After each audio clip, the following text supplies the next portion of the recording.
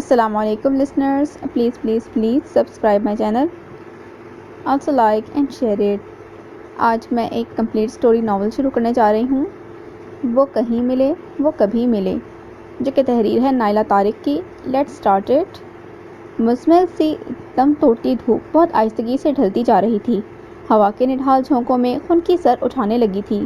ایسے میں حد نگاہ تک پھیلے شہر خاموشی میں ہو کا عالم تھا۔ ہوا کے سرد ہوتے پیڑوں سے حرکت کرتی درختوں کی گھنی شاخوں سے پیدا ہونے والی سرسراہٹیں بھی گہرے پرسکوت سناٹے پر اثر انداز نہیں ہو رہی تھیں۔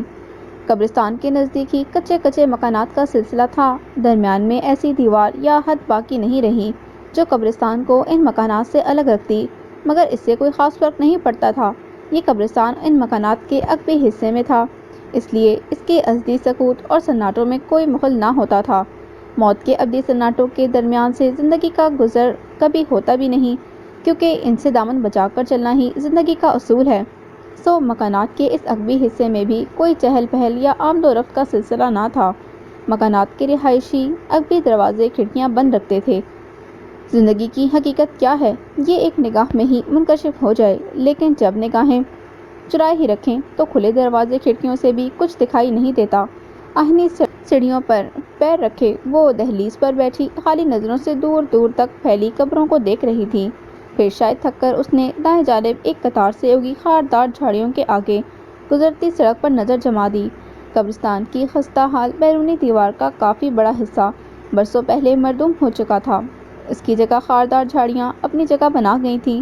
سڑک کے اس پار مسجد کی سفید عمارت تھی۔ مسجد کے داخلی دروازے سے اسے مسجد کے مرمری صحن کا کچھ حصہ دکھائی دے سکتا تھا۔ اسے پتہ تھا اذان کے ساتھ ہی نمازیوں کی آمد و رفت سے سڑک پر پھیلا سکوت کم ہو جائے گا۔ مسجد کے دو دروازے تھے۔ مرکزی دروازہ دوسری سمت پر تھا اور وہی زیادہ استعمال ہوتا تھا۔ بوجھل دل کے ساتھ اس نے زنگ آلود ریلنگ سے سر اٹھا کر دیکھا۔ مکانات سے ہٹ کر کوئی 50 قدم کے فاصلے پر اس کی نظروں کے بالکل سامنے ایک گھنا درخت تھا، جو کہ بہت اونچا نہیں تھا۔ اس کی پھیلی گھنی شاخیں سفید پھولوں کے بے شمار گچھوں سے لدی بھری قدرے جھکی آ رہی تھیں۔ ان سفید پھولوں کی بہتات کی وجہ سے درخت بہت نمایاں نظر آتا تھا، مگر اس کے لیے یہ درخت کچھ اور ہی اہمیت کا حامل تھا۔ اس درخت کی گھنی پھولدار شاخوں تلے جو قبریں تھیں، ان کو وہ بخوبی جانتی تھی۔ ایک قبر میں 2 سال پہلے اس نے اپنی آنکھوں سے اسی دہلیز پر بیٹھ کر اپنے مہربان اور شفیق باپ کو اترتے دیکھا تھا۔ اس قبر کے ساتھ ابھی دوسری قبر بالکل تازہ تھی۔ یہ قبر اس کی ماں کے لیے 5 دن پہلے آخری آرام گاہ بن چکی تھی۔ دونوں قبروں پر پھول بکھرے تھے جو اس نے آج بھی اپنے ہاتھوں سے ڈالے تھے۔ ہر مشکل، ہر دکھ درد اور کٹھنائیوں میں وہ ہمیشہ اپنے ماں باپ کے ساتھ رہی تھی، اس کا بازو اور سہارا بن کر۔ اور اب ان دونوں کے دنیا سے رخصت ہو جانے کے بعد بھی وہ ان کے قریب ہی تھی، مگر اذیت تھی کہ کسی طور بھی کم ہونے کا نام نہ لے رہی تھی۔ سرد ہوا کے مدھم جھونکوں سے برستے سفید پھول ان قبروں پر بکھرے سرخ پھولوں میں شامل ہو رہے تھے۔ اس کی متورم آنکھوں میں ابھرتے نمکین پانی سے ہر منظر دھندلانے لگا تھا۔ شہر خاموشیوں کی سوگواری میں شام اتر آئی تھی۔ قبروں کے درمیان سے گزر کر آتے ہوا کے خنک جھونکے اس کے بے قرار دل کو جیسے تھپکیاں دے رہے تھے۔ مسجد کے لاؤڈ اسپیکر سے اذان بلند ہونے لگی تھی۔ آنکھیں بند کر کے اس نے آنسوؤں کو بہنے دیا تھا۔ کیوبک نما کمرے میں وہ تخت پر بیٹھی قرآن کی تلاوت میں مشغول تھی کہ نیچے والے حصے کے صحن سے کچھ بلند آوازیں اس کی سماعتوں تک پہنچی تھیں۔ گھر کے نچلے حصے میں اس کی چچی اپنے بیٹے بہو کے ساتھ رہتی تھیں۔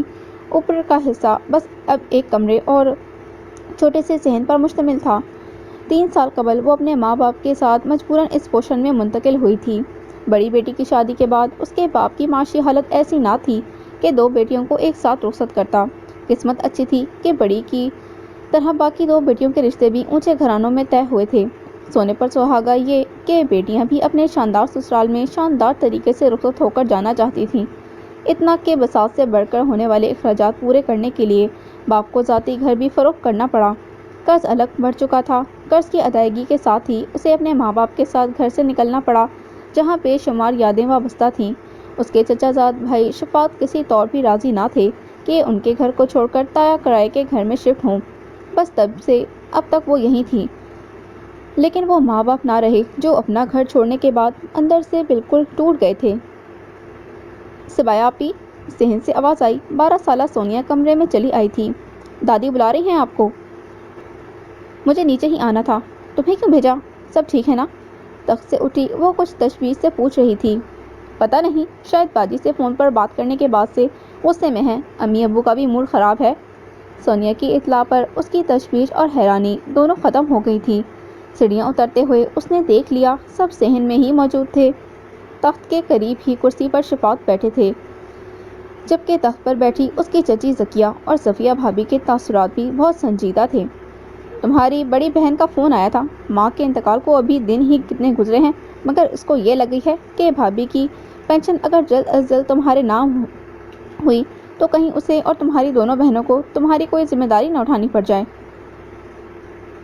شفاعت کو الگ جتا رہی تھی کہ بھائی صاحب اگر اس کی مدد نہ کرتے ہم اس گھر میں نہ بیٹھے ہوتے۔ بھلا یہ وقت ہے ان باتوں کا، مقصد کیا ہے ان سب باتوں کا؟ اس کے تخت پر بیٹھتے ہی ذکیہ پھٹ پڑی تھیں۔ میں تو خود ہزاروں بار یہ کہہ چکی ہوں کہ بھائی صاحب کی وجہ سے ہی پہلا حق بھابی اور تمہارا ہے، بجائے اس کے آ کر تمہارے پاس رکتی، وہ تینوں تمہارا دکھ درد بانٹتی۔ یہ ہول اٹھنے لگے ہیں کہ کہیں خدا نہ خواستہ تم رہنے کھانے پینے کے لیے ان سے امیدیں نہ لگا لو۔ ایسی خود غرض بہنیں اللہ کا خوف دل میں نہیں، لحاظ مروت نام کو نہیں، جو اپنے باپ کی نہ تھیں، کبھی وہ تمہارے لیے مخلص کیسے ہو سکتی ہیں؟ امی کیوں بات کو بڑھا کر سبایا کو پریشان کر رہی ہیں؟ شاہینہ باجی سے تو ایسے ہی بات کی توقع کی جا سکتی ہے۔ ان کو کبھی یہ بھی یاد رہا ہے کہ اس گھر کی بڑی بیٹی ہیں، یا یہ کہ سبایا نے کیا کچھ نہیں کیا تینوں بہنوں کے لیے؟ ان کی ذمہ داریاں اور فرائض بھی یہ تنہا ہی پوری کرتی رہی ہے۔ شفاعت بولے تھے، کسی کو تو یاد دلانا پڑے گا کہ ان تینوں کی خوشیوں کے لیے یہ لڑکی بھی اپنے باپ کی طرح اپنی ہڈیاں توڑتی رہی ہے۔ بہن ہے یہ ان کی، اسے ان کی محبت کی ضرورت ہے، یہ ان کو اور گھر کو سنبھالتی رہی ہے، نہ ماں باپ کی زندگی میں اور نہ ان کے جانے کے بعد کسی کی محتاج ہے۔ ذکیہ غصے میں ہی بول اٹھی تھی، سوئم کی فاتحہ کو 2 دن گزر چکے ہیں، ایسی مگن ہے اپنے اپنے گھروں میں کہ 2 دن میں ہی ماں کے فوت ہو جانے کا غم بھی ہلکا ہو گیا۔ پلٹ کر دیکھنے تک نہ آئیں کہ ماں کے بعد بہن کس حال میں ہے۔ یہ نہ ہوا کہ 2 گھڑی کا وقت نکال کر آ جائیں، جھوٹے منہ ہی کوئی تسلی دلاسا ہی بہن کو دے جائیں، اس کی ڈھارس بندھا دیں، اس پر تو قیامت ہی ٹوٹ گئی ہے۔ ہم کافی ہیں اس کے لیے، اسے کسی جھوٹے دلاسے اور تسلی کی ضرورت نہیں۔ سر جھکائے خاموشی سے بیٹھی سبایا کو اپنے ساتھ لگاتے ہوئے صفیہ نے کہا، اور پھر شوہر سے مخاطب ہوئیں، اب شاہینہ باجی یا سیمی اور ساحرہ کوئی بھی الٹی سیدھی بات کریں تو آپ صاف لفظوں میں ان کو کہہ کر مطمئن کر دیں کہ سبایا اپنے گھر میں ہے اور صرف ہماری ذمہ داری ہے، کسی کو اس کی فکر میں ہلکان ہونے کی ضرورت نہیں۔ بات سنو، تائی امی کے لیے رو رہی ہو تو دل کھول کر رو لو، لیکن اگر اپنی بہنوں کے ازلی بے اتنائی اور بے نیازی پر آنسو بہا رہی ہو تو فوراً ہٹ جاؤ میرے سامنے سے۔ شفاعت کی تنبیہ پر وہ اپنے آنسو صاف کرتی ضبط کی کوشش کرنے لگی تھی۔ تم نے ہی ان تینوں کو اس حال پر پہنچایا ہے، جو ذمہ داریاں ان کی تھیں وہ بھی تم نے اپنے سر لیے رکھی، ان کی ہر جائز اور ناجائز کو سنا، کبھی ان کو احساس نہیں دلایا کہ وہ کہاں غلط ہیں۔ احساس اس کا کیا جاتا ہے جس کی کوئی اہمیت ہو، اسے تو بس روپے کمانے والی اور خدمتیں کرنے والی ایک مشین ہی سمجھا ہے ان تینوں نے۔ یہ روئے نہ تو اور کیا کرے، جب اپنے ہی ایسے کٹھور دل ہوں تو غیر سے کیا امید رکھی جا سکتی ہے؟ صفیہ تعصب سے بولی، مجھے ان سے کچھ نہیں چاہیے، ان کا وقت بھی نہیں، امی ابو بھی یہی چاہتے تھے کہ وہ تینوں بس اپنے اپنے گھروں میں خوش رہیں، میرے لیے بھی بس یہی بہت ہے۔ وہ دھیمے لہجے میں بولی، تمہاری طرح وہ بھی میری بہنیں ہیں، میں بھی یہی چاہتا ہوں کہ وہ خوش اور آباد رہیں، لیکن وہ تمہیں نظر انداز کریں، یہ اب میں برداشت نہیں کروں گا۔ تایا جان اور تمہاری ریاضتوں کا یہ صلہ ہے کہ ان کے پاس اتنا وقت نہیں کہ ایک دن بھی تمہارے ساتھ آ کر گزار لیں، ان کو تو ماں باپ کے جانے کے بعد بھی ان کی قدر نہ ہوئی، تمہاری کیا خاک قدر ہونی ہے؟ شفاعت برہمی سے بولے تھے۔ کھلی کھڑکی کے قریب ہی وہ تخت پر گھٹنوں کے گرد بازو باندھے بیٹھی باہر پھیلے گھور اندھیرے اور مہیب سناٹے کو اپنے ارد گرد بھی بکھرتا محسوس کر رہی تھی۔ شہر خاموشاں کے سرد ہواؤں کی پر اسرار سرسراہٹیں رات کے اس پہر کو سہما دینے والی تھیں۔ نہ مرنے کا خوف تھا، نہ جینے کی تمنا، نہ آنے والے وقت کی فکر رہی تھی، نہ اپنی تنہائی اب اسے کاٹتی تھی۔ اندھیرا اسے خوفزدہ نہیں کر سکتا تھا۔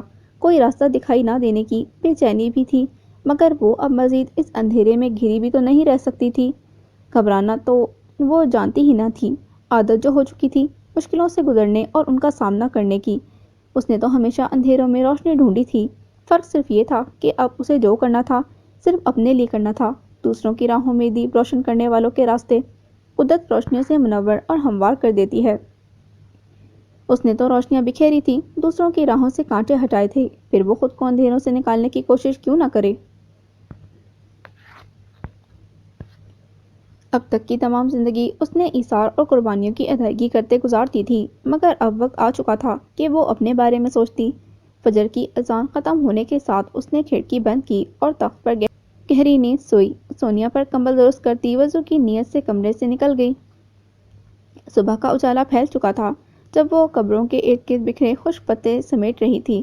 خشک پتوں کا انبار قریب ہی موجود پرانے اور خشک کنویں میں ڈال کر وہیں رکھی پانی سے بھری بالٹی اٹھا کر وہ پلٹی تھی۔ اسے قبروں پر پانی کا چھڑکاؤ کرنا تھا، یہ اس کا معمول بن رہا تھا۔ واپس قبروں کی طرف بڑھتے ہوئے اس کی سرسری نظر دور سے آتے گورکن کو پہچان گئی۔ اس کے ہمراہ کوئی شخص بھی تھا۔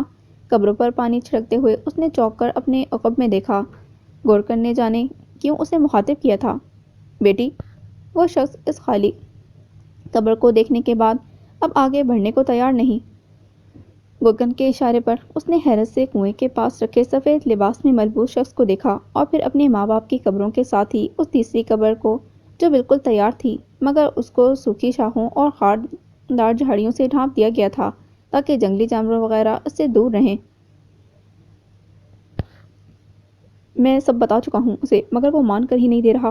اسے اپنی ماں کے لیے یہ قبر چاہیے۔ گورکن نے مزید بتایا۔ بابا، میری طرف سے معذرت کر لیں ان سے، میں یہ کیسے کر سکتی ہوں؟ یہ میں نے اپنے لیے مختص کروا رکھی ہے، پکی رسید ہے میرے پاس۔ آپ اسے کوئی اور سب بتا دیا ہے اسے، مگر نہیں سنتا، صدمے میں ہے، اس لیے اس کی تسلی کی خاطر تم سے پوچھنے آ گیا۔ اب جا کر بتا دیتا ہوں تمہارا جواب۔ درمیان میں بولتا گورکن واپس کنویں کی طرف بڑھ گیا، جبکہ وہ قبروں کی طرف متوجہ ہو گئی۔ وہ خود کو لا تعلق ظاہر کرنے کی کوشش کر رہی تھی، مگر کنویں کی طرف سے آتی آوازوں سے اندازہ ہو گیا کہ وہ شخص اب بھی بضد ہے۔ اس لمحے وہ کچھ پریشان ہو گئی جب وہ شخص براہ راست اس سے بات کرنے کے لیے مقابل آ رکا تھا۔ میں آپ سے التجا کرتا ہوں، مجھے یہ قبر چاہیے، انکار مت کیجیے، میں دعا کروں گا کہ اللہ اس احسان کا بہت اجر دے آپ کو۔ بلا تمہید اس شخص کے درخواست کرنے پر ایک دو پل تو وہ گنگ ہو گئی تھی۔ بات دراصل یہ ہے کہ یہاں میرے ماں باپ کی قبریں ہیں، اس سے زیادہ اب کیا کہوں، التجا کر کے مجھے شرمندہ نہ کرے، میں معذرت خواہ ہوں، یہ قبر میں کسی کو نہیں دے سکتی۔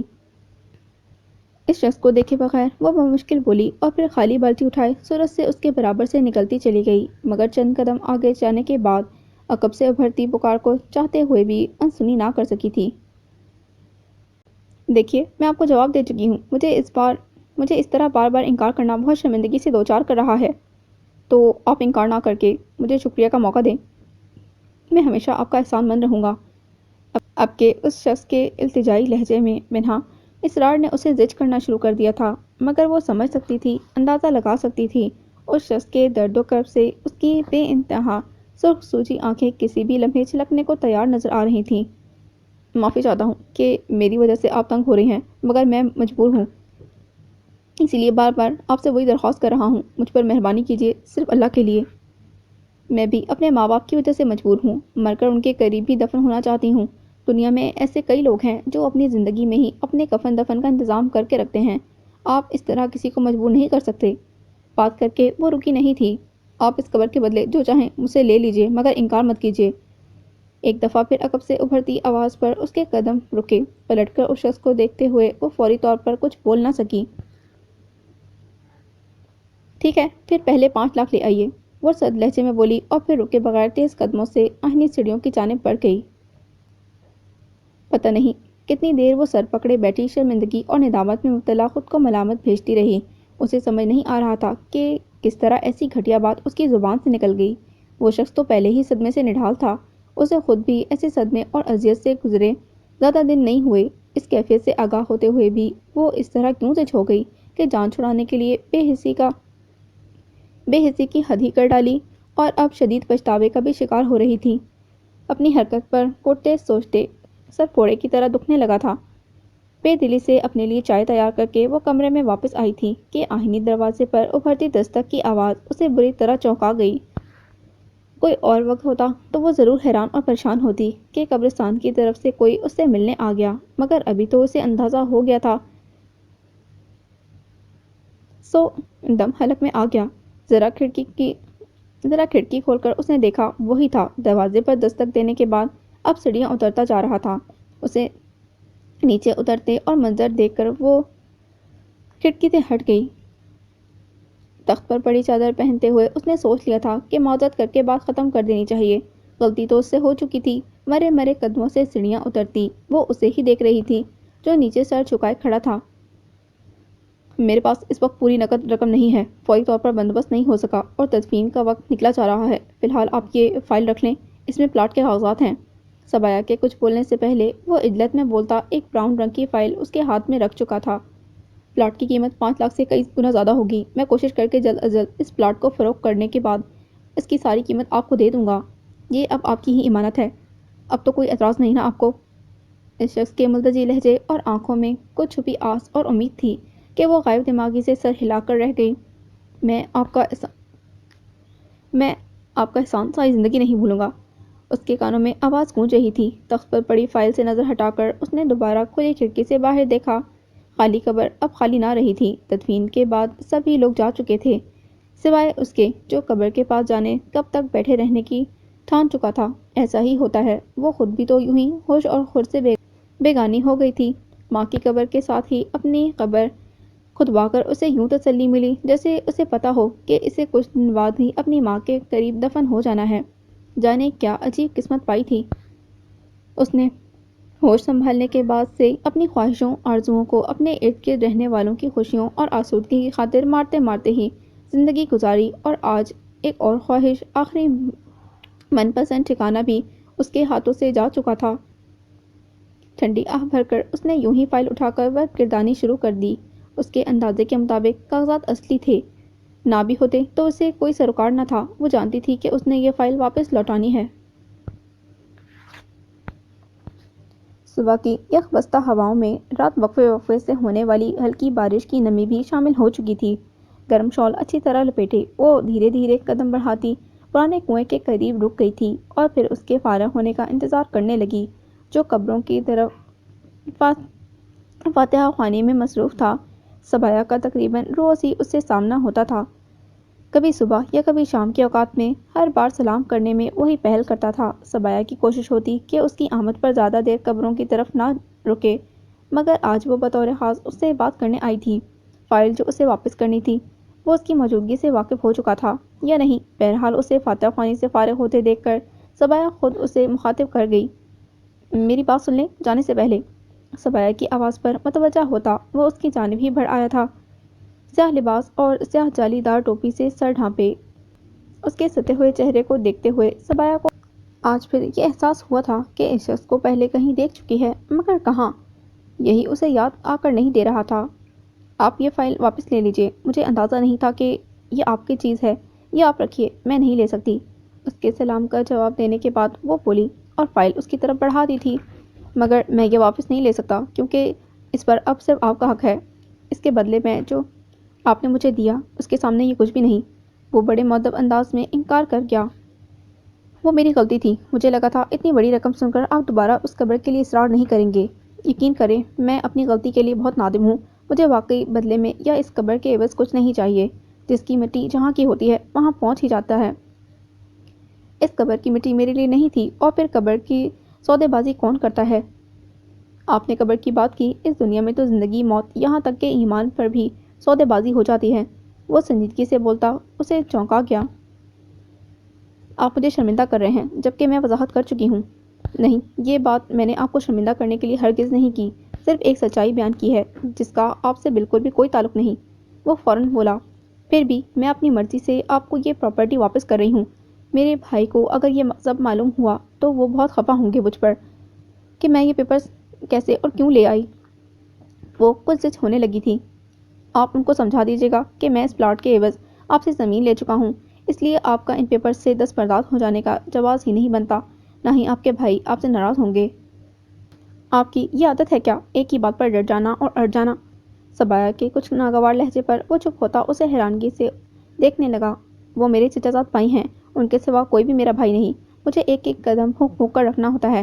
بھائی کیا سوچیں گے میرے بارے میں کہ کس طرح میں نے ایک انجان شخص کی پراپرٹی اپنے پاس رکھی ہوئی ہے۔ معاف کیجیے گا، میں مزید آپ کو اپنی وجہ سے پریشان نہیں کرنا چاہتا۔ آپ یوں کریں کہ اپنے بھائی سے میری ملاقات کروا دیں، میں ان کو کنونس کر لوں گا، وہ ہرگز آپ کے بارے میں غلط نہیں سوچیں گے۔ ویسے بھی یہ پیپرز آپ کے نام کروانے کے لیے ان کو ہی میرے ساتھ میرے وکیل کے پاس جانا ہوگا۔ عجلت میں بات ختم کرتا جانے کے لیے وہ قدم پیچھے ہٹا رہا تھا۔ یہ کیا بولے جا رہے ہیں آپ؟ میں نے ابھی جو کچھ کہا وہ آپ کی سمجھ میں نہیں آیا؟ وہ دنگ نظروں سے اسے دیکھتی کچھ بلند آوازوں میں بولی۔ بالکل سمجھ چکا ہوں، ابھی اجازت دیں اور مطمئن رہیں، میری وجہ یا ان پیپرز کی وجہ سے آپ پر کوئی الزام نہیں آئے گا۔ سبایا مزید کچھ بولنے کی کوشش کر ہی رہی تھی جبکہ وہ تیز قدموں سے باہر نکلتا چلا گیا۔ کہ کیا مصیبت پیچھے لگ گئی ہے میرے، مجھے آج ہی شفاعت بھائی کو اس معاملے سے آگاہ کر دینا چاہیے۔ اب جو بھی وہ سوچیں۔ آہنی سیڑھیاں چڑھتی وہ جھنجھلاہٹ اور بیزاری سے سوچتی فیصلہ کر چکی تھی۔ بھیگے بالوں کو الٹا سیدھا تولیے میں لپیٹتی وہ تیزی سے صحن عبور کرتی کمرے میں چنگھاڑتے فون کی طرف بڑھی، مگر پھرتی کے باوجود فون عین وقت پر خاموش ہو گیا۔ حیرت سے اس صفیہ کی مس ہو جانے والی کال کے بعد اس کے میسج کو دیکھا جس میں اسے جلدی نیچے آنے کی تاکید کی گئی تھی، سو تولیہ سر سے اتار کر وہ تخت پر پڑا دوپٹہ کھینچتی کمرے سے نکل گئی۔ آخری سیڑھی سے اتر کر صحن میں آتے ہی وہ بری طرح ٹھٹک کر اپنی جگہ ساکت ہوئی۔ وجہ یقیناً وہ شخص تھا جو شفاعت کی تقلید میں باہر آتا اس کی طرف ہی متوجہ تھا۔ شفاعت کی موجودگی سے زیادہ اس شخص کی عجیب گہری نظروں پر وہ بری طرح گڑبڑا کر تیزی سے دوپٹے کا پلو سر پر ڈالتی تیر کی طرح کچن کی سمت بڑھ گئی۔ بھابھی میسج میں یہ بھی بتا دیتی کہ کوئی آیا ہے گھر میں۔ خجل زدہ سی وہ شکایت کرتی کچن کی کھڑکی سے دیکھ سکتی تھی کہ شفاعت اس شخص سے کوئی بات کرتے گھر سے باہر نکل گئے تھے۔ کوئی سے کیا مطلب ہے تمہارا؟ صفیہ چونکی تھی۔ یہ بندہ وہی ہے نا جس نے تمہیں؟ ہاں وہی ہے، مگر وہ یہاں ہمارے گھر میں کیسے؟ صفیہ کی بات کاٹتی وہ پوچھ رہی تھی۔ تمہارے بھائی قبرستان گئے تھے، یہ وہیں مل گیا۔ تایا اور تائی امی کی قبروں کی طرف وہ اسے پہچان گئے اور اپنے ساتھ گھر لے آئے تاکہ پلاٹ کے کاغذات اسے واپس لوٹا دیں۔ پھر واپس کر دی کاغذات؟ وہ بے صبری سے بولی۔ جہاں تک میں نے سنگن لی ہے لگتا تو نہیں اس نے کاغذات واپس لیے ہوں گے۔ تمہیں اس کے ہاتھ میں وہ فائل نظر آئی؟ پتہ نہیں بھابھی، میں نے غور نہیں کیا۔ وہ گہری سانس بھر کر بولی۔ تم جا کر امی سے تفصیل پوچھو، میں ابھی آتی ہوں تمہارے لیے چائے لے کر، صفیہ نے کہا۔ اس نے تو صاف کہہ دیا ہے، جو بات وہ تم سے کر چکا ہے اب وہ اس سے پھرے گا نہیں۔ شفاعت نے تو بہت کوشش کی کہ اس کی چیز واپس کر دے، وہ تو اصرار کرتا رہا کہ شفاعت آج ہی اس کے ساتھ وکیل کے پاس چلے تاکہ وہ پلاٹ پکا تمہارے نام ہو جائے، مگر شفاعت کوئی ماننے والا ہے یہ بات؟ بھائی اب تو اور ناراض ہوں گے مجھ پر۔ بیٹھے بٹھائے نے کی کرے پڑ گئی ہے۔ صفیہ سے چائے کا مگ لیتی وہ واقعی پریشان تھی۔ ویسے مجھے وہ اچھے خاندان کا لڑکا لگتا ہے، کیسا اونچا لمبا گورا چٹا، کیسے ادب سے بات کر رہا تھا۔ اچھی تربیت کا انداز، بات کرنے کے انداز اور طریقوں سے ہی پتہ چل جاتا ہے۔ ذکیہ یقیناً اس سے متاثر ہوئی تھی۔ چچی اماں، اچھا خاصا میچور مرد آپ کو نوعمر لڑکا نظر آ رہا ہے؟ سبایا نے حیرت سے انہیں دیکھا۔ تو کیا اچنبے والی کہہ دی ہے میں نے؟ عمر میں تو وہ تمہارے برابر ہی ہوگا یا 1-2 سال زیادہ ہوگا، ذکیہ نے الٹا حیرت سے کہا۔ چلے ایسا ہے تو ایسا ہی صحیح، مجھے خود کو نوعمر لڑکی کہلوانے میں کوئی اعتراض نہیں۔ اس کے خوشمگین لہجے پر صفیہ مسکرائی تھی، مگر وہ کچھ سنبھل کر واپس گھر آتے شفاعت کی طرف متوجہ ہو گئی۔ عجیب انسان ہے، اپنی پراپرٹی زبردستی ہمارے متھے مارنے پر تلا ہوا ہے، ہر طرح سے انکار کر کے دیکھ لیا، صاف کہہ دیا کہ اس قبر کے بدلے ہمیں کچھ نہیں چاہیے، مگر اس کی تو ایک ہی رٹ ہے۔ تخت کے قریب ہی ایک کرسی پر بیٹھتے شفاعت شدید ناگواری سے بولے، جبکہ سبایا اپنی جگہ چور سی بنی بیٹھی خاموش رہی۔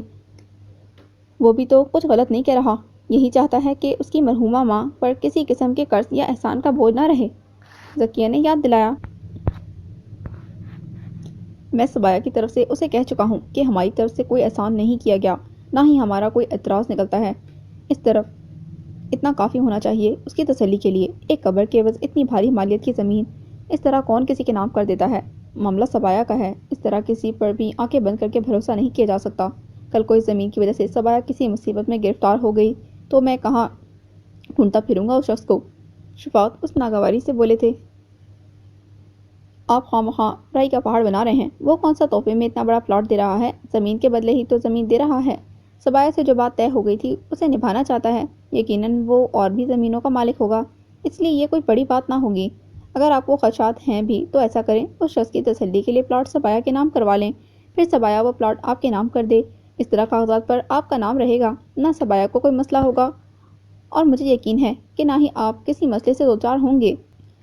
صفیہ کے اس منطق پر سبایا نے شدید حیرت سے انہیں دیکھا اور پھر ذکیہ جو کافی ناپسندیدہ نظروں سے بہو کو دیکھ رہی تھی۔ میرا کیا دماغ خراب ہے کہ میں کسی کی زمین یوں ہی اپنے نام کروا کر بیٹھ جاؤں؟ عقل کے ناخن لو، اللہ کو منہ دکھانا ہے مجھے۔ شفاعت نے پکڑ کر بیوی کو کھڑکا تھا۔ کیا غلط کہہ دیا میں نے؟ یہ تو گھر آئی خوشی کو ٹھکرا دینے والی بات ہے۔ آپ اپنے اطمینان کے لیے اس شخص کی معلومات کروا لیں، وہ جا کر وہ پلاٹ دیکھ لیں، ممکن ہوا تو وہاں اپنا گھر بھی بنا لیں گے، سبایا بھی وہاں ہمارے ساتھ ہوگی، اسی بہانے اس کچی آبادی سے تو ہمیں نجات ملے گی۔ صفیہ ناراضگی میں اپنی خواہش کا اظہار کر گئی تھی۔ تم اپنے لالچ کا گلا گھونٹ دو تو زیادہ بہتر ہوگا۔ اپنی ان باتوں سے تو تم سبایا کا دماغ ہی پلٹ دو گی۔ شفاعت غصیلی نظروں سے بیوی کو دیکھتے ہوئے بولے تھے۔ صفیہ، اللہ کا شکر ادا کرو کہ کچی آبادی میں رہی سہی اپنی چھت تو ہے، ورنہ دنیا میں تو بے شمار لوگوں کو یہ بھی میسر نہیں۔ بیٹے کے تیوروں پر ذکیہ نے سنجیدگی سے بہو کو سمجھایا تھا۔ پتہ نہیں یہاں ناشکری کا مرتکب کون بن رہا ہے۔ خیر، مجھے کوئی بحث نہیں کرنی کسی سے۔ صفیہ اکڑے لہجے میں بولی تھی۔ سبایا، تم ہی بہادر بن کر اپنا بھلا کر لو۔ اس شخص کو کہو تمہارے گھر میں کسی کو زمین جائیداد کی ضرورت نہیں، سب جدی پشتی رئیس ہیں، وہ بس اتنا کرے جتنی رقم کا تم نے اسے کہا ہے، وہ اپنی زمین خود ہی فروخت کر کے یا جس طرح بھی بندوبست کر کے رقم تمہارے حوالے کر دے۔ لیکن بھابھی، وہ تو میں نے اس سے غلطی سے جان چھڑانے کے لیے اتنی بڑی رقم کہہ دی تھی۔ آپ تو سب جانتی ہیں میں اس رقم کا کیا کروں گی جو مجھے اپنے لیے جائز بھی نہیں لگتی۔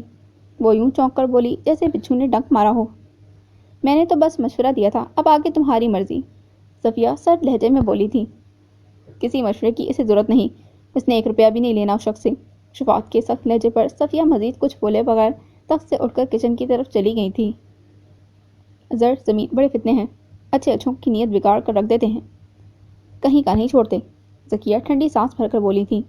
بھائی، آپ میری موجودگی میں اسے دوبارہ گھر بلائیں، میں 2 ٹوک بات کر کے فائل اس کے ہاتھ میں رکھوں گی، نہیں مانے گا تو اس کے سامنے فائل کو پھاڑ کر ٹکڑے ٹکڑے کر دوں گی یا جلا دوں گی۔ ماحول کے تناؤ کو محسوس کرتی سبایا غصے میں بولی تھی۔ نہیں، یہ غلط ہوگا، وہ تہذیب یافتہ انسان ہے، بڑی عزت دی اس نے مجھے، وہ اگر جذبات میں آ کر اصرار کیے جا رہا تھا تو اپنی منوانے کے لیے، اس کے لیے وہ تمہارا احسان مند ہے، بدلے میں کچھ دینا چاہیے۔ شفاعت بولے تھے۔ اگر وہ احسان مند ہے تو اسے آپ کی اور میری مرضی کا بھی تو احترام کرنا چاہیے۔ وہ بولی۔ شفاعت، وہ کہہ رہا تھا کہ اس کی بڑی بہن سبایا کا شکریہ ادا کرنے کے لیے گھر آنا چاہتی ہے، ہو سکتا ہے جلد ہی اس کی بہن سبایا سے ملنے گھر آ جائے، ہم پلاٹ کی فائل اس کی بہن کے حوالے کر دیں گے، وہ ہماری بات کو سمجھے گی، اپنے بھائی کی طرح اصرار نہیں کرے گی۔ دنگ نظروں کی پرواہ کیے بغیر ذکیہ اپنی ہی بولی گئیں۔ آپ ٹھیک کہہ رہی ہیں، کچھ دن دیکھ لیتے ہیں، ورنہ اپنے جس وکیل کا اس نے مجھے بتایا ہے اسی وکیل کے حوالے وہ فائل کر دوں گا، وکیل خود ہی پہنچا دے گا اس تک فائل۔ شفاعت قطعی انداز میں بولتے کرسی سے اٹھ گئے۔ چچی جان، اب وہ اپنی بہن کو میرے پاس کیوں لے کر آئے گا؟ میں نے تو اپنی جان ہی عذاب میں ڈال دی ہے اپنی قبر اس شخص کی ماں کو دے کر۔ وہ جھنجھلا کر بولتی روحان سی ہو گئی تھی۔ تبھی دستک کی آواز نے دروازے کی سمت سب کو متوجہ کیا۔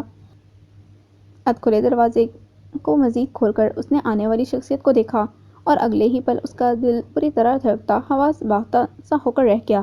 ہمیشہ کی طرح آج بھی سامنے موجود شخص کی گہری اور مسکراتی آنکھیں اس کے چہرے کو دہکا رہی تھیں۔ دھیمی آواز میں سلام کرتے ہوئے سبایا اسے اندر آنے کا راستہ دینے لگی۔ اسی دوران صفیہ بھی صحن میں آ گئی۔ احمد، کہاں غائب تھے تم؟ نہ گھر آئے اتنے دن اور نہ ہی کوئی فون کیا۔ چہیتے بھائی کو دیکھتے ہی صفیہ کا شکایت نامہ شروع ہو گیا۔ تخت کے کنارے ٹکی سبایا خاموشی اور کنکھیوں سے احمد کو دیکھتی، بس ذکیہ اور صفیہ سے ہوتی ان کی باتوں کو سن رہی تھی۔ صفیہ کے 2 ہی بھائی تھے اور 1 بہن تھی۔ احمد سب بہن بھائیوں سے چھوٹا تھا۔ احمد کے سوا سب شادی شدہ تھے۔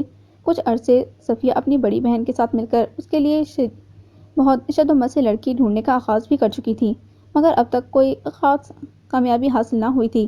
اپنے چہیتے، اعلیٰ تعلیم یافتہ، خوبصورت اور شاندار شخصیت کے مالک بھائی کے لیے ظاہر ہے صفیہ یقیناً کسی چاند کے ٹکڑے کی تلاش میں تھی۔ نگاہ اٹھا کر اس نے دیکھا، اتفاقاً گہری آنکھوں سے براہ راست ہوتا تصادم اس کا سانس روک گیا۔ सूरज से निगाह चुराती वो खजल ज़दा सी किचन में आ छुपी थी। जाने कैसी अजीब सी झिझक और बेनाम सा गुरेज उसके और अहमद के दरमियान हमेशा रहा, मगर हर बार उससे सामना होना, उसका इर्द गिर्द मौजूद होना सबाया को बहुत अच्छा लगता था। दोनों ही फितरतन संजीदा और कम गू थे, इसलिए सलाम दुआ के आगे कभी कोई बात ना हो सकी। धीरे धीरे पानी के घूंट भरते हुए उसे याद आ रहा था, इंतकाल से चंद हफ्ते पहले उसकी माँ बोल रही थी कि सबाया, तुम्हारे और सफ़िया के दरमियान इतनी मोहब्बत और अपनायत है, सफ़िया इतनी तारीफ़ करती है तुम्हारी, तुम इतनी अच्छी हो, तो सफ़िया ने अहमद के लिए तुम्हारा नाम क्यों ना सोचा। सबाया क्या जवाब देती माँ के इस सवाल का।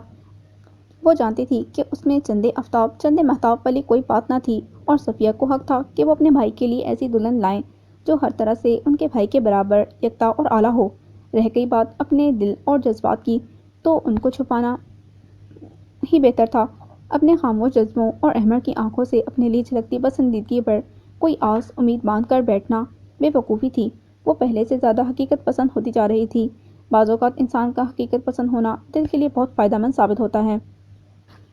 वो सर्द शाम थी, जिसमें गर्म शॉल सर और शानों के गिर्द लपेटे सबाया आखिरी सीढ़ी पर आहिनी रेलिंग से पुश लगाए खड़ी थी और यकीनन उसकी मुंतज़िर थी। जो इसकी मौजूदगी से बाखबर होता कब्रों के दरमियान से निकलता कुछ झिझकते अंदाज में आहिनी सीढ़ियों की सिमत आ रहा था। आपने मुझे सख्त शर्मिंदा कर दिया है शफात भाई के सामने, आपको उनकी बात मान लेनी चाहिए थी, हम आपसे कुछ लेना नहीं चाहते। अस्सलाम वालेकुम। दरमियान में उसके धीमे लहजे पर वो जो नॉन स्टॉप बोलती जा रही थी, एक लफ्ज़ खामोश हुई। खजालत से निगाह चुराकर उससे सलाम का जवाब देना ही पड़ा था। बात सिर्फ इतनी है कि आप इस मामले को ज़हनी तौर पर कबूल नहीं कर पा रही जो मेरे और आपके दरमियान तय हुआ था। अगर आप गौर करें तो सब कुछ बहुत साफ और सीधा है। आपने मुझे कुछ नहीं दिया, आपने जो दिया मेरी वालदा को दिया। इसके बदले जो आपको मिल रहा है वो मेरी वालदा ही की मलकियत है। मैंने अपनी कोई चीज़ आपके हवाले नहीं की। मैं कह चुका हूँ कि मेरी बात मानकर जो एहसान आपने मुझ पर किया वो मैं सारी ज़िंदगी लगा कर नहीं उतार सकूँगा, और आपको शर्मिंदा होने की कोई ज़रूरत नहीं। जहाँ तक मैं शफात भाई को जान पाया हूँ, वो कभी आपके बारे में कुछ गलत नहीं सोच सकते। अब ये मामला आप शफात भाई के हवाले कर चुकी हैं, तो वो मेरे और उनके दरमियान ही तय होने दें। उसके कुछ इल्तिजाई लहजे पर सबाया ने उसे देखा, मगर फौरी तौर पर कुछ बोल ना सकी। आपका नाम सबाया है? वो अचानक बोला। पूछ रहे हैं या बता रहे हैं? कुछ नागवारी से सबाया ने उसे देखा था। अपनी बहन को बताया था मैंने आपका नाम। वो गड़बड़ा सा गया। मेरी वजह से ग़ैबाना तारुफ है आपका उनसे। अक्सर वो पूछती हैं मुझसे कि शर्फ मुझे किस दिन लेकर चलोगे। दरअसल वो आपसे मिलने का बहुत इश्तियाक रखती हैं, शुक्रिया भी अदा करना चाहती हैं, मगर मैंने ऐसा कोई एहसान नहीं किया। आप मुझे ये सब क्यों बता रहे हैं? वो सपाट लहजे में बोली। बस इसलिए ताकि आपको भी मालूम हो जाए। मेरा नाम, जी हो गया मालूम, आपका नाम शर्फ है। खशमनाक लहजे में बोलती सबाया को उसकी आंखों में मुस्कुराहट उभरती दिखाई दी। अगर आप इजाज़त दें तो किसी दिन आपके घर ले आऊँ अपनी बहन को। ठीक है, वो ज़रूर मिलने आए, लेकिन शुक्रिया अदा करने नहीं, क्योंकि मुझे अच्छा नहीं लगेगा। मैं इनको ताकीद कर दूंगा, वो संजीदगी से बोला, जबकि सबाया सर हिलाती पलटकर सीढ़ियाँ चढ़ती चली गई। सैलून जाना उसने शुरू कर दिया था। घर में बैठकर उसने करना भी क्या था। जान से अजीज तर लोग दुनिया से चले जाएं तो भी कारोबार दुनिया नहीं रुकती। शफात और ज़किया ने भी ज़्यादा जोर नहीं दिया कि सैलून की जॉब छोड़ दे। गुज़िश्ता 10 साल से वो इस सैलून में काम कर रही थी। पहले ज़रूरतें काम करते रहने पर मजबूर करती थी, अब ज़रूरत ना रही भी तो सैलून ज्वाइन करना ज़रूरी हो गया। सैलून की मसरूफियात में दिल और दिमाग कुछ हल्का हो जाता था, वक्त भी अच्छा गुजरता। मामूल की तरह शाम 6 बजे उसकी घर वापसी हो गई। बरामदे में उसे तख्त पर सिर्फ सोनिया ही नज़र आई, जो अपनी किताबों में गुम थी। दादी के दांत में दर्द था, अब्बू उनको लेकर डॉक्टर के पास गए हैं और अम्मी किचन में हैं। उसके पूछने से पहले ही सोनिया ने घर में फैले सन्नाटे की वजह बता दी। सर हिलाती वो किचन की सिमत बढ़ गई। शारिक पहुंच गया था तुम्हें लेने? उसे देखते ही सफिया ने पूछा। हाँ, इसके साथ ही आई हूँ।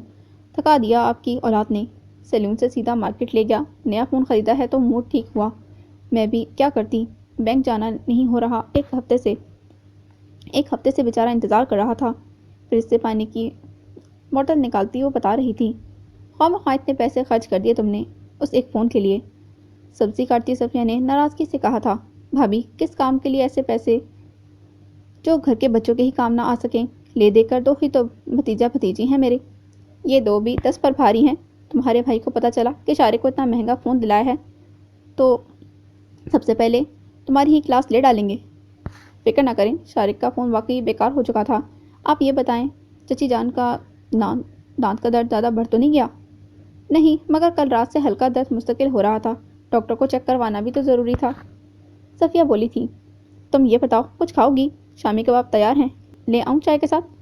نہیں، ابھی کسی چیز کی خواہش نہیں، آپ کو ایک ضروری بات بتانی ہے، مگر پہلے یہ کرائے کے پیسے رکھیں، پچھلے مہینے کے بھی ساتھ ہی ہیں۔ ایک لفافہ اس نے صفیہ کے ہاتھ پر رکھا۔ صبایا، پاگل ہو گئی ہو کیا؟ پہلے تایا ابو، پھر تائی امی کے ڈر سے ہمیں کرایہ لینا پڑتا تھا، لیکن اب حالات اور ہیں۔ تم اس گھر کی بیٹی ہو، یہ تمہارا گھر ہے۔ تمہارے بھائی تو بھڑک جائیں گے یہ جان کر۔ بھابھی، میں اس گھر کی بیٹی ہوں تو اپنے گھر میں یہ کچھ پیسے خرچ کر رہی ہوں، کیا مجھے اتنا بھی حق نہیں کہ اپنے گھر کے افراد پر کچھ روپے خرچ کروں؟ اور بھائی کی آپ فکر نہ کریں، میں چچی جان سے کہوں گی کہ وہ ان کو سمجھا دیں، وہ اس معاملے میں کچھ نہیں بولیں گے۔ اچھا چلو، اب وہ ضروری بات کیا ہے جو تم نے کرنی ہے بتاؤ۔ بھابھی، آپ کو تو پتہ ہے کہ رخشی آپا سیلون کی ایک برانچ دبئی میں سٹارٹ کرنے لگی ہیں، ایک بہن ان کی وہیں سیٹل ہیں، سارا سیٹ اپ بھی وہی دیکھ رہی ہیں۔ اب رخشی آپا ہمارے سیلون کی ہی نئی سینئر ہیلپرز اور بیوٹیشینز کا سٹاف وہاں بھیجنا چاہ رہی ہیں، بلکہ اپنی طرف سے وہ نام بھی فائنل کر چکی ہیں، جن میں سر فہرست میرا نام ہے۔ ظاہر ہے تم اتنے سال سے ان کے سیلون کو چلا رہی ہو، رخشی بہت بھروسہ کرتی ہے تم پر، لیکن صبایا، امی اور شفاعت تو اب یہی چاہتے ہیں کہ تمہارا گھر بس جائے۔ دونوں کسی طور تمہیں اس طرح دبئی جانے کی اجازت نہیں دیں گے، اور پھر تمہاری بہنیں۔ بھابھی، اب مجھے اپنی خوشی اور مستقبل دیکھنا ہے، اپنے لیے جینا ہے، مجھے صرف اس گھر کے افراد کی مرضی اور اجازت کی پرواہ ہے۔ چچی جان اور شفاعت بھائی اگر نہیں چاہیں گے تو میں ہرگز ان کی مرضی کے خلاف نہیں جاؤں گی۔ حالانکہ رخشی آپا میرا انکار سننے کو تیار نہیں، کہہ چکی ہیں کہ وہ خود آئیں گی آپ سب کو راضی کرنے، بلکہ وہ تو یہ بھی کہہ رہی تھی کہ اگر میری شادی یہاں طے ہو جاتی ہے تو میرے شوہر کو بھی دبئی بھیجنے کے انتظامات خود کریں گی۔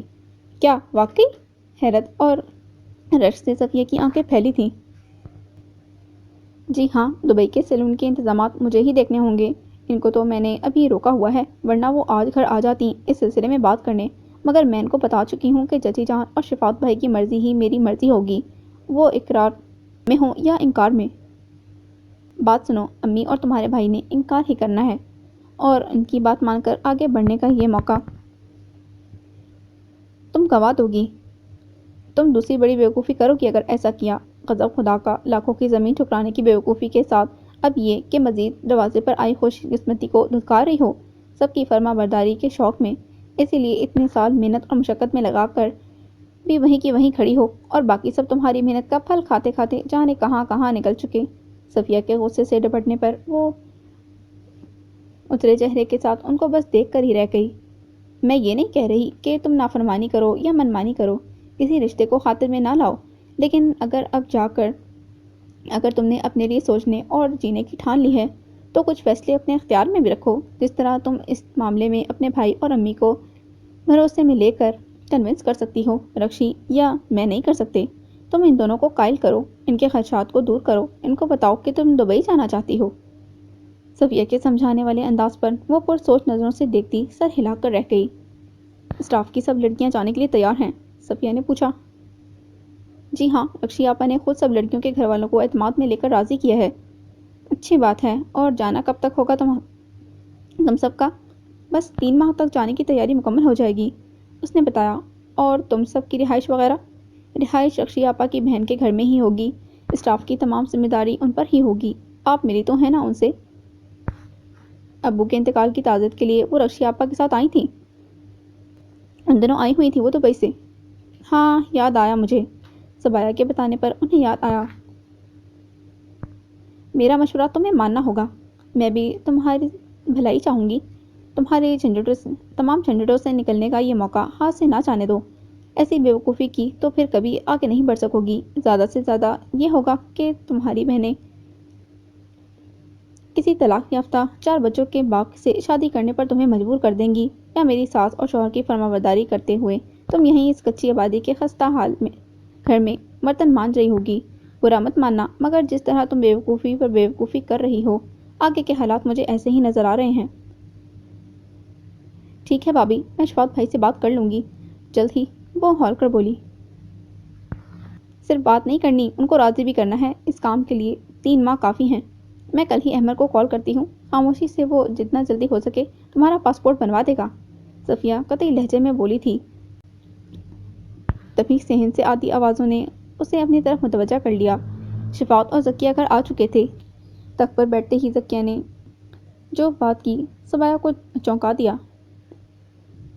عجیب اتفاق ہوا کہ ہسپتال سے باہر نکلے تو شرف سے ملاقات ہو گئی، ساتھ ہی اس کی بہن اور بھانجی بھی تھیں۔ بھانجی کی طبیعت خراب تھی، اسی وجہ سے وہ ہاسپٹل آئے ہوئے تھے۔ بڑی خوش اخلاق اور ملنسار نکلی اس کی بہن، اتنی محبت سے ملی، تمہارا بھی پوچھ رہی تھی کہ بہت جلد تم سے ملنے آ رہی ہے۔ ذکیہ کے کہنے پر صبایا نے حیرت سے شفاعت کو دیکھا۔ شرف اور اس کی بہن نے اتنا اصرار کیا کہ ہمیں ان کی گاڑی میں بیٹھنا ہی پڑا، وہی گھر تک ڈراپ کر کے گئے ہیں۔ امی کے ساتھ ساتھ مجھے بھی ان کو گھر آنے کی دعوت دینی پڑی، شفاعت بتا رہے تھے۔ بچی کی طبیعت کی وجہ سے شرف کی بہن نے گھر آنے سے معذرت کر لی، بہت شرمندہ ہو رہی تھی، وہ مجھے منع کرتے ہوئے بولی۔ ذکیہ بولی، گھر کے باہر تک آ گئی تھی، شرف کی بہن تو پلاٹ کی فائل لے کر واپس کر دیتے، 2 منٹ ہی تو لگتے ہیں۔ صفیہ نے طنزیہ لہجے میں شوہر سے کہا، یہ بدتہذیبی تم کر سکتی تھی، میں نہیں، وقت اور موقع دیکھ کر قدم اٹھایا جاتا ہے۔ شفاعت کے برہم ہونے پر صبایا فوراً ہی بات کا رخ بدلتی ذکیہ سے دانت کے درد کا پوچھنے لگی۔ رخصت ہوتی سردیوں کی ہلکی نرم دھوپ ہر سمت پھیلی آنکھوں کو بھلی لگ رہی تھی۔ سفید پھولوں کے بوجھ سے جھکی گھنی شاخوں تلے وہ ارد گرد کے قبروں پر بھی چھڑکاؤ کرتی اس طرف متوجہ ہوئی تھی جو نم قبروں پر گلاب کی پتیاں ڈالنے میں مصروف تھا۔ بالٹی اٹھائے وہ کنویں کی سمت چلی آئی۔ بچے ہوئے پانی سے ہاتھ دھونے کے بعد وہ کنویں کی منڈیر پر بیٹھ گئی تھی اور پھر یوں ہی اس پر نظریں جما دیں۔ بلیک جینس کے ساتھ زیب تن کی ہوئی میرون بے شکن شرٹ کی آستینیں تھوڑا فولڈ کیے سر پر سفید رومال باندھے وہ اب قبروں کے درمیان سے نکلتا اس کی سمت آ رہا تھا۔ آپ کو ہاتھ دھونے ہوں تو پانی ہے تھوڑا اس بالٹی میں، اسے ہاتھ جھاڑتے دیکھ کر صبایا نے کہا، جبکہ وہ اس بات میں سر ہلا کر ڈونگے میں پانی لیتا ایک جانب ہٹ کر دھونے لگا۔ چچی جان بہت تعریف کر رہی تھیں آپ کی بہن کی، ان کو انتظار ہے کہ وہ ہمارے گھر کب آئیں گی۔ آپ کی بہن کی بیٹی کی طبیعت اب کیسی ہے؟ صبایا کی اس طرح مخاطب کرنے پر وہ سر پر سے رومال ہٹاتا ایک پل حیرانی سے اس کی طرف متوجہ ہوا، پھر رومال سے ہاتھ خشک کرتا کچھ فاصلے پر آ رکا۔ اب تو وہ بالکل صحت مند ہے، کچھ مصروفیات ایسی ہو گئیں کہ آپا کو بھی انتظار کرنا پڑ رہا ہے آنے کے لیے، وہ سنجیدگی سے بولا۔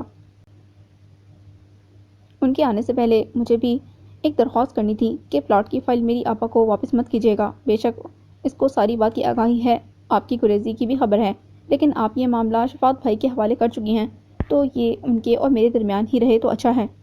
آپ مطمئن رہیں، میں بھی یہی چاہتی ہوں کہ پلاٹ کا معاملہ آپ کے اور میرے بھائی کے درمیان ہی حل ہو جائے۔ صبایا نے کہا، آج کافی دنوں بعد آپ کو اس وقت یہاں دیکھا، غالباً آپ کوئی جاب کرتی ہیں۔ آپ کی چچی جان ذکر کر رہی تھیں اس دن آپا سے کہ آپ کے بارے میں بات کرتے ہوئے۔ جی، کافی سال سے ایک بیوٹی سیلون سے وابستہ ہوں۔ آپ کی بس ایک ہی بہن ہے؟ جواب دیتے ہوئے وہ یوں ہی سوال کر گئی تھی۔ نہیں، بڑی آپا کے علاوہ گھر میں میرے بڑے بھائی ہیں، بھابھی ہیں، ایک چھوٹی بہن ہے، شرف نے بتایا۔ آپ نے بتایا تھا کہ شفاعت بھائی آپ کے چچا زاد ہیں، لیکن بہنیں ہیں میری، ایک بڑی ہیں مجھ سے اور 2 مجھ سے چھوٹی، تینوں شادی شدہ اور اپنی زندگی میں خوش ہیں۔ وہ بول اٹھی تھی، اس سے اچھی بات کیا ہوگی، خوشی ہوئی آپ کے بارے میں یہ سب جان کر۔ اگر آپ برا نہ مانیں تو کیا میں پوچھ سکتا ہوں کہ آپ نے کیوں شادی کے بارے میں نہیں سوچا؟ اس کے کچھ جھجکتے لہجے پر صبایا نے بغور اس کے سنجیدہ تاثرات دیکھے تھے۔ آپ سے کس نے کہہ دیا کہ میں نے کبھی نہیں سوچا؟ لیکن میرے ماں باپ کو میری زیادہ ضرورت تھی، شادی کا کیا ہے، وہ تو ایک نہ ایک دن ہو ہی جانی ہے۔ اس بارے میں نہ سوچنے سے کیا ہوتا ہے، ہر کام تبھی ہوتا ہے جب اللہ کی مرضی ہوتی ہے۔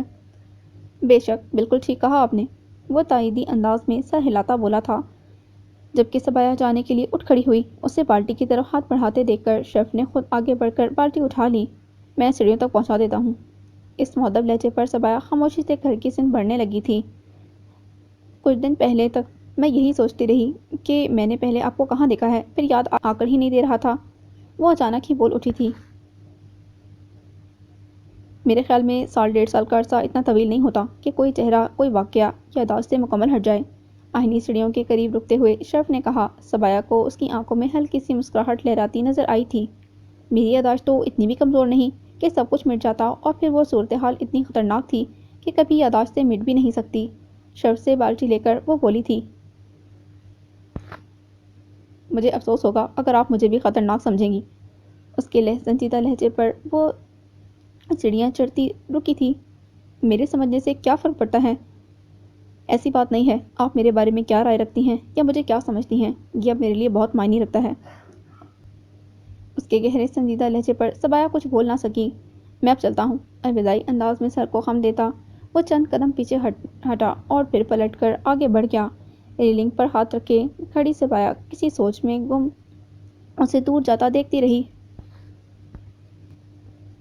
گلیاں تھیں کہ بھول بھلیاں، ہر گلی شیطان کی آنت کی طرح طویل تر، اور ہر 10 قدم کے بعد دائیں یا بائیں جانب پتلی پتلی نیم تاریک کٹ گلیاں، جن پر نظر ڈالتے ہوئے وہ گزرتی حیران اور پریشان ہو رہی تھی۔ وہ پہلے بھی کئی بار اس علاقے میں آتی جاتی رہی تھی۔ دوپہر ابھی مکمل نہیں ڈھلی تھی، دن کے وقت کیا رات کے بھی ان گلیوں میں چہل پہل رہتی تھی، مگر آج ہر گلی سائیں سائیں کر رہی تھی۔ اپنے سوا اسے کوئی زیرو اسے دکھائی نہیں دے رہا تھا۔ ہر گھر کی کھڑکیاں دروازے بند تھے۔ رحیمہ اس کے ساتھ ہی سیلون میں کام کرتی تھی۔ سبایا اور اس کی دوستی کو برسوں گزر چکے تھے۔ بڑے انتظار کے بعد رحیمہ کا ایک اچھی جگہ رشتہ طے ہوا تھا۔ آج گھر میں ہی سادگی سے اس کی منگنی کی رسم ہونی تھی۔ سبایا نے ہی اسے تیار کرنا تھا، سو سیلون سے جلدی فری ہو کر سیدھی یہاں آ گئی۔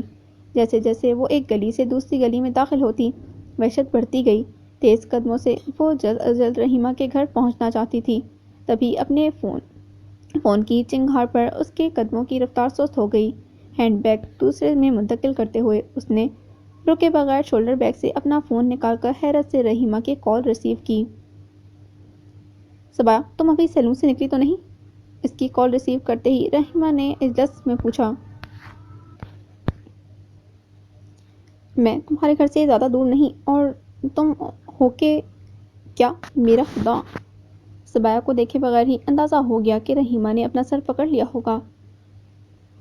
ہوا کیا ہے؟ سب خیریت تو ہے؟ اور ادھر اتنا سناٹا کیوں چھایا ہوا ہے ہر سمت؟ چلتے چلتے بات کرتی وہ اب خوفزدہ نظروں سے دائیں بائیں تنگ گلیوں پر نظر دوڑا رہی تھی۔ سبایا، تمہیں واقعی کچھ نہیں پتا؟ کسی نے تمہیں اندر گلیوں میں آنے سے روکا نہیں؟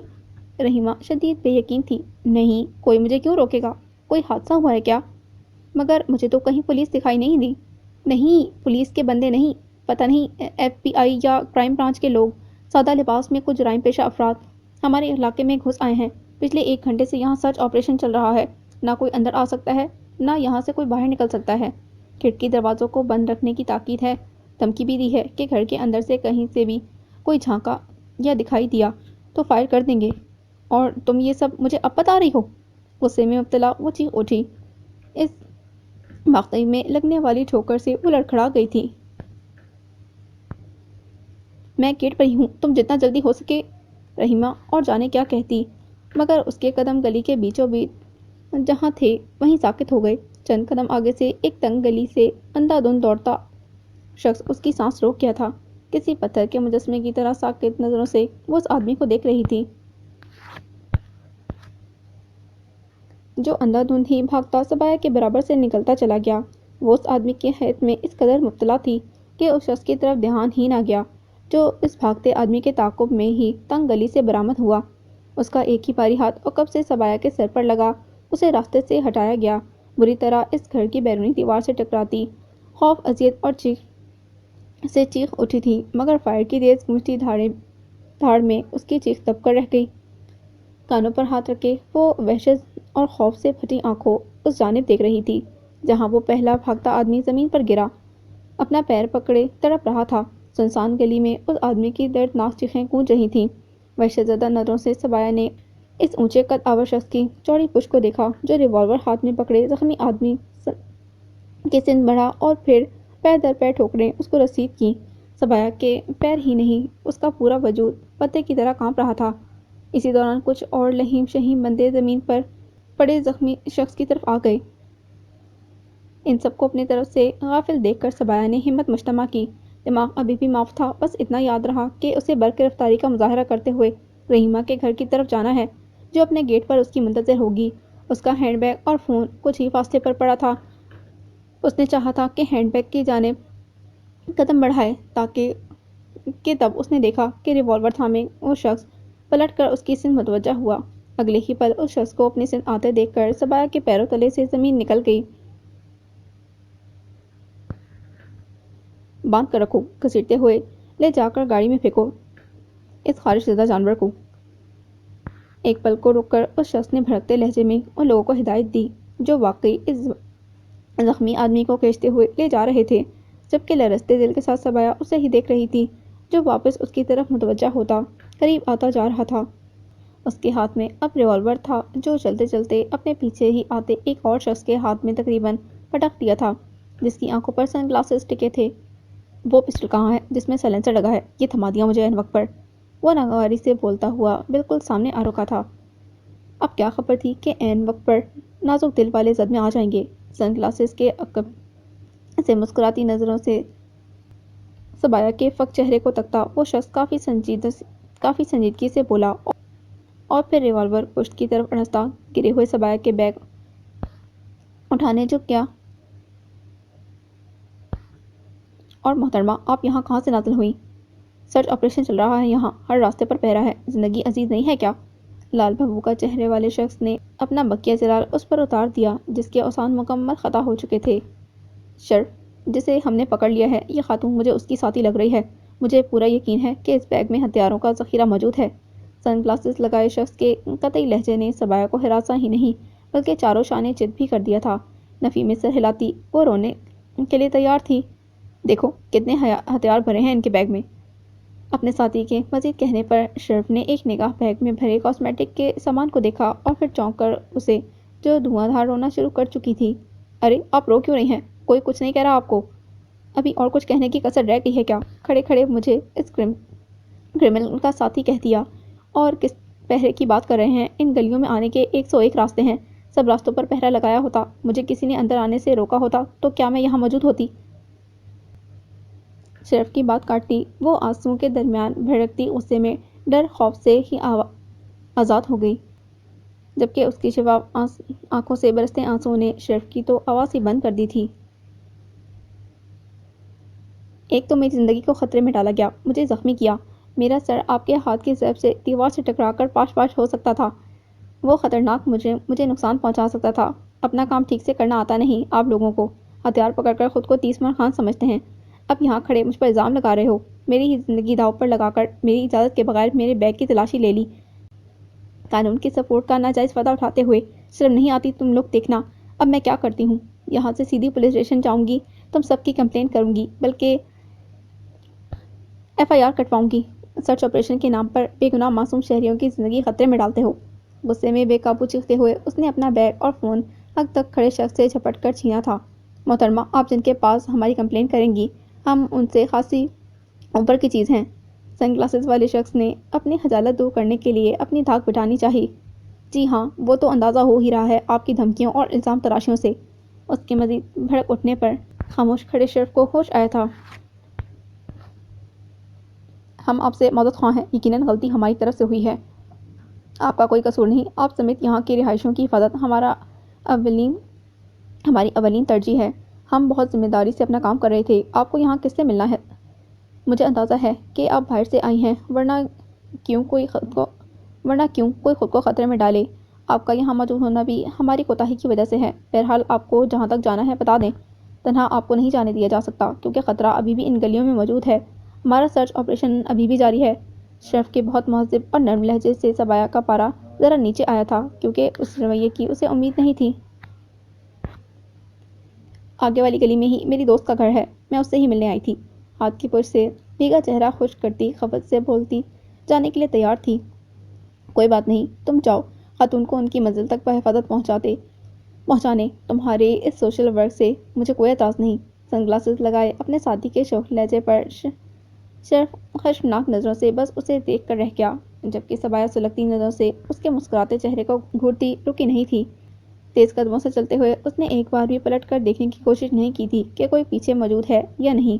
رحیمہ کے گھر پہنچنے تک اس کے اوسان خطا ہی تھے، غنیمت تھا کہ رحیمہ گیٹ کے باہر ہی اس کی منتظر تھی۔ صورت سے رحیمہ کے ساتھ گھر میں گھستے ہی اس نے جس طرح گیٹ بند کیا تھا، شرف مسکرائے بغیر نہ رہ سکا۔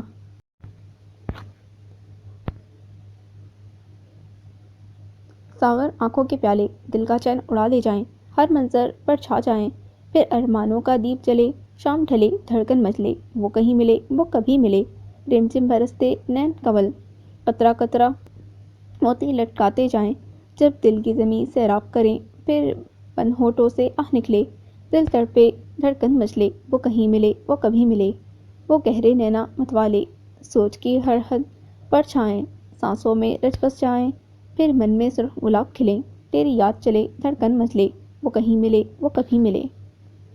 صنم کدا میں قاتل آنکھیں، پرستش بھی خاطر میں نہ لائیں، سمندر کنارے لہریں شور مچائیں، ان کے وار سے کون بچ نکلے، پھر من ڈوبے دھڑکن مچلے، وہ کہیں ملے وہ کبھی ملے، وہ کہیں ملے وہ کبھی ملے۔ اکثر رات کے ٹیرس پر ٹہلتے ہوئے ان بھیگی آنکھوں کا ابھرتا عکس دیکھتے ہوئے وہ سوچتا رہا تھا کہ یہ آنکھیں اتنی اثر انگیز بھی ہو سکتی ہیں کہ اس طرح اپنے حصار میں جکڑ ڈالیں جس طرح وہ جکڑ کر رہ گیا تھا۔ شفاف برستی آنکھوں سے پھسلتے موتیوں کا منظر اسے اپنے سحر سے نکلنے ہی نہیں دیتا تھا۔ کتنی معصوم تھی وہ آنکھیں، مگر کتنی پر اسرار، کتنے غضبناک تھے ان آنکھوں کے تیور، مگر کیسا خمار تھا ان کی غلامیوں میں۔ ان چھم برستی آنکھوں کے کمزور لمحوں کی گرفت سے نکلنے کی کوشش میں ناکام ہونے کے بعد اس گلابی خمار کی تلاش میں بہت بھٹکا انہی گلیوں کی بھول بھلیوں میں، مگر گمان بھی نہ تھا کہ وہ اسے دوبارہ کن حالات میں اور کس جگہ ملے گی۔ شرف کے لیے صدمے سے کڑے لمحوں میں بھی پہچاننا مشکل تھا، البتہ صبایا اسے پہچاننے میں کچھ وقت لے گئی تھی، اس کا اندازہ وہ کر چکا تھا۔ اب مجھے سمجھ آیا کہ ساحرہ باجی کیوں اپنے گھر 2-4 دن کے لیے بلانے پر وزد تھیں۔ اس سے پہلے تو کبھی اپنی بہن کا خیال تک نہ آیا کہ صبایا کو اتنے اصرار کے ساتھ اپنے گھر بلا کر اس کے ساتھ اچھا وقت گزارا جائے۔ بہت اچھا ہوا جو سیلون کی مصروفیات بہانہ بتا کر ان کے گھر نہیں گئی، ورنہ تینوں نے مل کر اسے گھیر لینا تھا، دباؤ میں ڈالنا تھا کہ سیمی کے جیٹ سے شادی کے لیے ہاں کہتے۔ صفیہ غصے میں بولی تھی، حد ہوتی ہے ایسے ہیرے جیسی بہن کے لیے، ان تینوں کو ہی وہی طلاق یافتہ 3 جوان بچوں کا باپ ملا تھا۔ وہ دولت مند ہے تو ہوا کرے، لالچ میں آ کر کیا لڑکی کو اندھے کنویں میں دھکیل دیں۔ اچھا کیا صبایا تم نے آج اپنی بہنوں کے سامنے خود ہی انکار کر دیا، ورنہ میں سب سے پہلے انکار کرتی، باندھ لیتی میرے خلاف محاذ، مجھے کوئی پرواہ نہیں۔ ذکیہ شدید برہم بیٹھی تھی۔ خیر محاذ تو ان تینوں نے اب بھی باندھ لیا ہے صبایا کے خلاف، اسی لیے آج فرصت مل گئی تھی تینوں کو ہمارے گھر تک آنے کی۔ مجھے اندازہ ہے صبایا کے 2 ٹوک انکار پر کتنا ویویلا مچایا ہوگا۔ شفاعت کے تنگ لہجے پر خاموش بیٹھی صبایا نے اس کو دیکھا تھا۔ تم پریشان مت ہو، تمہاری مرضی کے خلاف تمہاری زندگی کا کوئی فیصلہ نہیں ہوگا۔ تم نے اپنی بہنوں کے سامنے اب اس بے ڈھب رشتے سے انکار کر دیا تو بس بات ختم۔ شفاعت قطعی لہجے میں بولے تھے، سیمی نے یہاں بھی خود غرضی کا مظاہرہ ہی کیا ہے۔ اس کا جیٹ اپنے بچوں کے ساتھ بیرون ملک سے واپس یہیں آ رہا ہے ہمیشہ کے لیے، اور جس گھر اور کاروبار پر سیمی اور سیمی کے شوہر کا راج ہے وہ سب اس کے جیٹ کا ہی تو ہے۔ سیمی کو اندازہ ہے کہ راج پاٹ ہاتھ سے جانے والا ہے، جیٹ نے دوسری شادی کر لی تو وہ اس کا شوہر بالکل ہی دیوار سے لگ جائیں گے۔ دونوں بہنوں سے مشورہ کیا اور سب کچھ بچانے کے لیے ان کو صبایا کی قربانی دینا مناسب لگا ہوگا۔ ظاہر ہے بہن کی شادی جیٹ سے کرنے کے بعد راج پاٹ بھی ہاتھ میں رہنا اور مزید قدم مستحکم ہو جائیں گے۔ صفیہ تجزیہ بیان کر رہی تھی جو درست تھا۔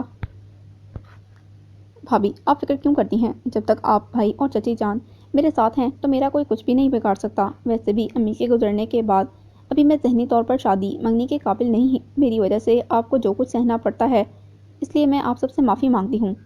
یہ کیا بات کر دی تم نے؟ آئندہ ایسا کہنا بھی مت، کوئی غیر نہیں ہو تم، تمہاری بھلائی کے لیے 2-4 تلخ سننے سے ہماری عزت نہیں گھٹ جائے گی۔ صفیہ کے کہنے پر ذکیہ نے بھی سر ہلا کر تائید کی۔ جمعے کی نماز اور کھانے سے فراغت کے بعد جب صفیہ اور ذکیہ بھی آرام کی غرض سے کمروں میں تھیں، وہ صحن میں نکال کر رکھے گئے تخت پر آ بیٹھی۔ آدھے تخت پر آتی نرم گرم سی دھوپ میں نم بالوں سے دوپٹہ ہٹا کر وہ تخت پر نیم دراز ہو گئی۔ نرم سی حرارت وجود کو سکون بخش رہی تھی۔ کچھ ہی لمحوں میں غنودگی اس پر طاری ہو گئی۔ ایسے میں اسے گیٹ پر دستک بہت دھیمی سی سنائی دی۔ گیٹ کے قریب ہی بائک کو دھوتے چمکاتے شارق نے چوپٹ دروازہ کھول دیا۔ سامنے جو کھڑے تھے اس کی نظریں سیدھی تخت تک پہنچنا کوئی حیرت انگیز بات نہ تھی، کیونکہ تخت بالکل سامنے تھا اور گیٹ سے بہت دور بھی نہ تھا۔ سفید چاندنی پیچھے تخت پر بکھری اجلی دھوپ میں ذرا کاٹن کے لباس میں وہ کچھ سمٹا دروازے کے سمت رخ کیے لیٹی تھی۔ ایسے لگ رہا تھا جیسے سنہری کرنیں اس کے وجود سے پھوٹ رہی ہوں۔ اب کے اجلے اجلے روپ اور خوابیدہ پرسکون چہرے پر آنے والوں کی نظریں ٹھہر کر ساکت رہ جانا غیر فطری نہ تھا، مگر ان پر حدت نظروں اور کانوں میں آتی آوازیں سبایا کو غنودگی سے باہر لے آئیں۔ آنکھیں کھولتے ہی پہلی نگاہ گیٹ تک گئی اور ایک پل کو وہ سن رہ گئی، مگر اگلے ہی پل ہڑبڑا کر اٹھی، اپنا دوپٹہ ڈھونڈنے لگی۔ اس دوران شرف اپنی بہن سے کچھ کہتا فوراً ہی گیٹ سے واپس چلا گیا۔ دوسری جانب شازمین گہری ہوتی مسکراہٹ کے ساتھ اس کی طرف بڑھ آئیں، جو اب دوپٹہ سر پر ڈالے خجل سی انہیں ہی دیکھ رہی تھی۔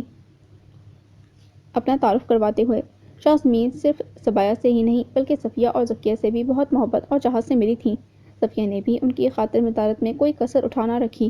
ویسے تو ان کی ساری توجہ سبایا پر ہی تھی، ان کی کوشش یہی تھی کہ وہ سبایا سے بات کریں اور اس کے بارے میں جانیں، مگر اس دوران وہ صفیہ اور ذکیہ سے بھی بہت خوش دلی سے باتوں میں مشغول رہیں۔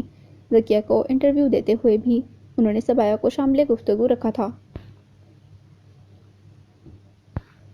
مجھے سبایا اور آپ سب سے ملنے میں اس لیے بھی دیر ہوئی کہ میری بہن کا نکاح طے ہو گیا تھا۔ ویسے تو اب ان تاریخوں میں ہی اسے رخصت ہو کر چلے جانا تھا ملک سے باہر، وہ میرے ماموں جان کی بہو بن رہی ہے۔ امی کی اچانک فوتگی کے بعد اب یہ ہے کہ ماموں کی فیملی کے واپس جانے سے پہلے بس نکاح ہو رہا ہے، رخصتی کچھ ماہ کے بعد ہوگی۔ شازمین سنجیدگی سے تفصیل بتانے لگی۔ ذکیہ کی طرف متوجہ تھی۔ اس نکاح کا دعوت نامہ آپ سب کو بھی دینے آئی ہوں، آپ سب نے ضرور شرکت کرنی ہے۔ ضرور، کیوں نہیں، میرا تو رات میں گھر سے نکلنا بہت مشکل ہو جاتا ہے، عمر کا تقاضا ہے، لیکن صفیہ اور سبایا ضرور تمہاری خوشی میں شرکت ہوں گی۔ ذکیہ نے یقین دہانی کروائی۔ پھر کچھ ہی دیر گزری تھی کہ شازمین کے فون پر شرف کی کال آ گئی۔ وہ باہر ان کا انتظار کر رہا تھا۔ رخصت ہوتے ہوتے بھی شازمین نے بطور خاص سبایا کو نکاح میں شرکت کی دعوت دی۔ پتہ نہیں باقی سب کی نظر میں یہ آیا تھا یا نہیں، لیکن شازمین کا خصوصی طور پر اپنی طرف متوجہ رہنا، بات کرنا، بطور خاص انوائٹ کرنا سبایا کو چونکا ضرور کیا تھا۔ بہرحال وہ مطمئن تھی کہ اس کی زبان نہیں گئی۔ ذکیہ نے بھی پلاٹ فائل وغیرہ کا کوئی تذکرہ شازمین کے سامنے نہیں کیا، کیونکہ سبایا نے پہلے ہی سمجھا دیا تھا۔ بیگ کندھے پر ڈالتے ہوئے اس نے آہنی دروازہ کھول کر باہر نگاہ ڈالی۔ مسلسل 1 گھنٹے تک برسنے والی بارش ابھی بھی نہیں رکی تھی۔ رکی تھی۔ دوپہر کا وقت بھی گہری شام کا سما لگ رہا تھا۔ گہرے بادل چھائے ہوئے تھے۔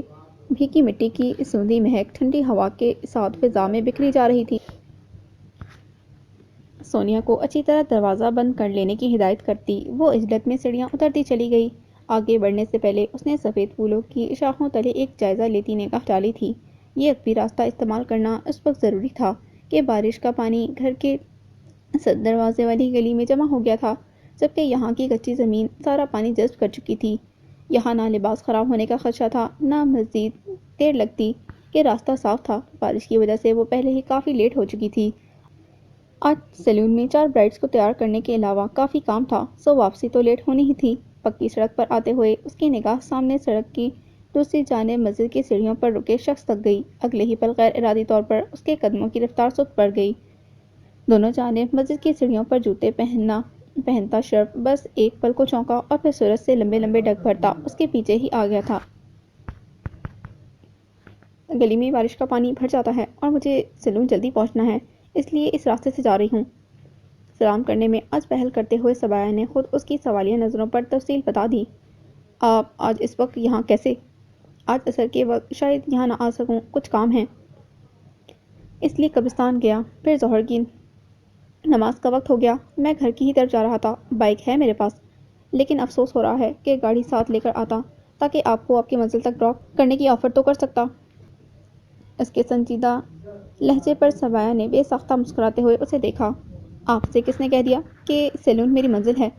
فی الحال تو ابھی وہی آپ کی منزل ہے۔ مسکراتی نظروں سے شرف نے اسے دیکھا۔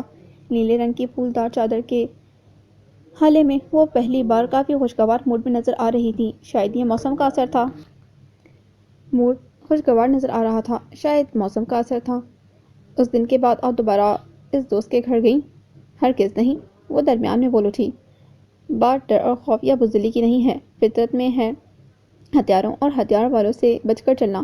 ہم امن پسند لوگ ہیں، خوف اور ہراس اور لڑائی جھگڑے سے دور رہنا بہتر لگتا ہے۔ وہ مسکراتے ہوئے بولی تھی۔ دیکھ لیجیے، آپ انڈائریکٹلی میرے پروفیشن کو برا کہہ رہی ہیں۔ شرف کے کہنے پر وہ مسکراہٹ چھپا نہ سکی، نہ ہی کوئی تردید کی۔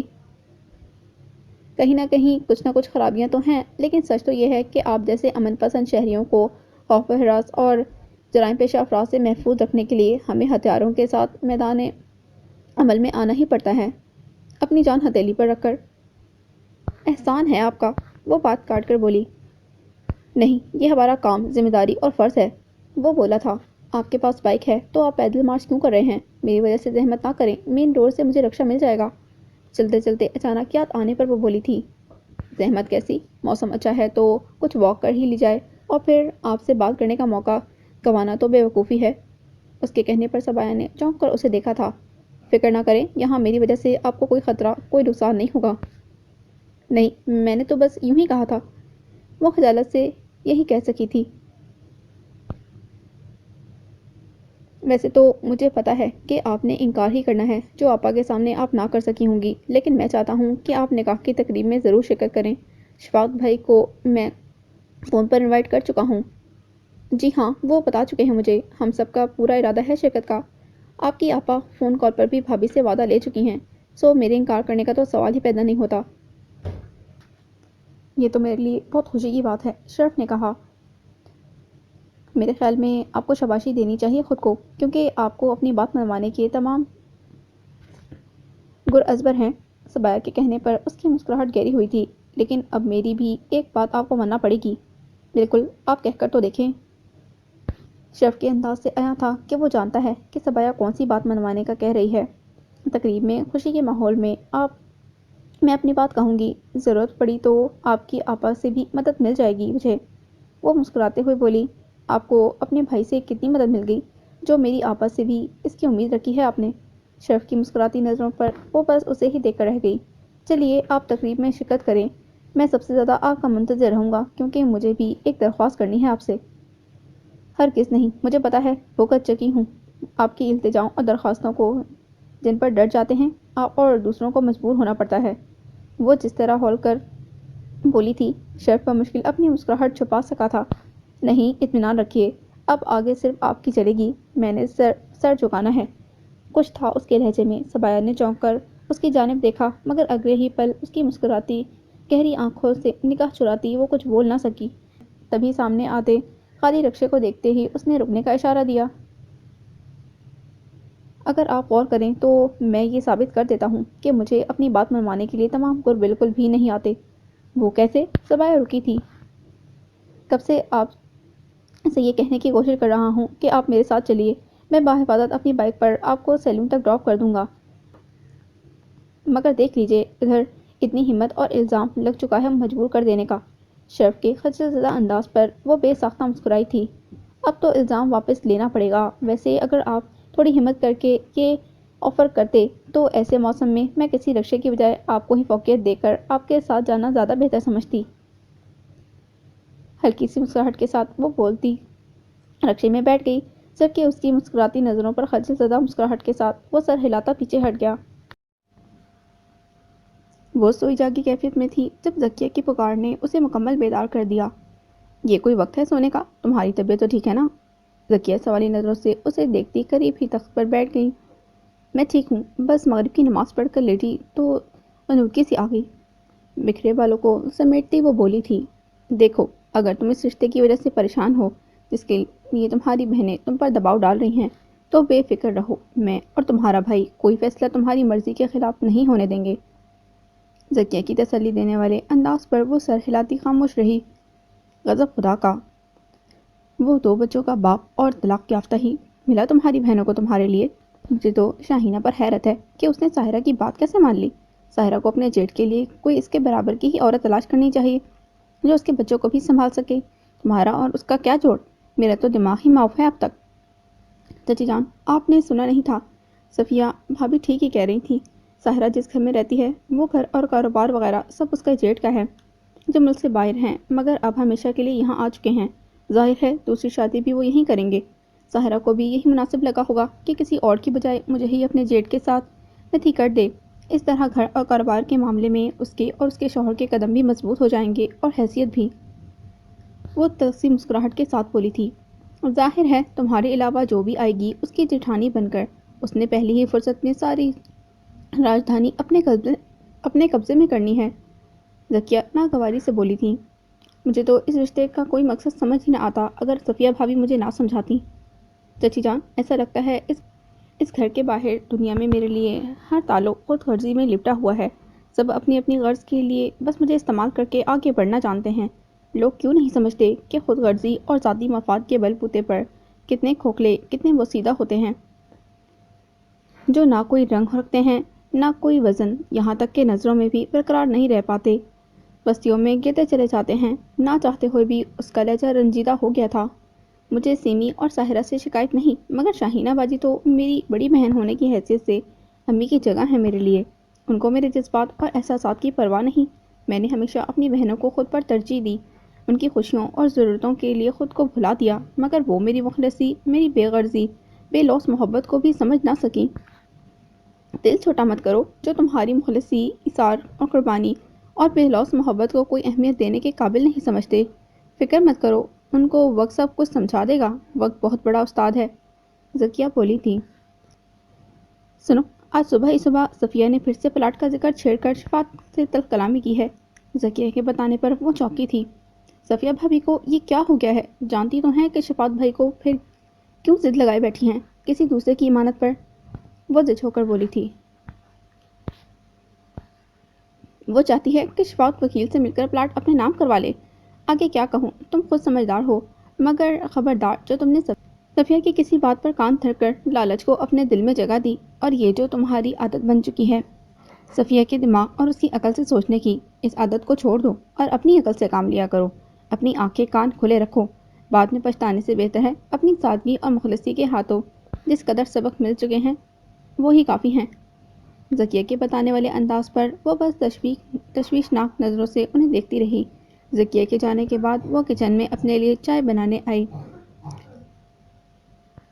بھی پلاٹ والے معاملے کی سنگینی کے بارے میں سوچتی رہی۔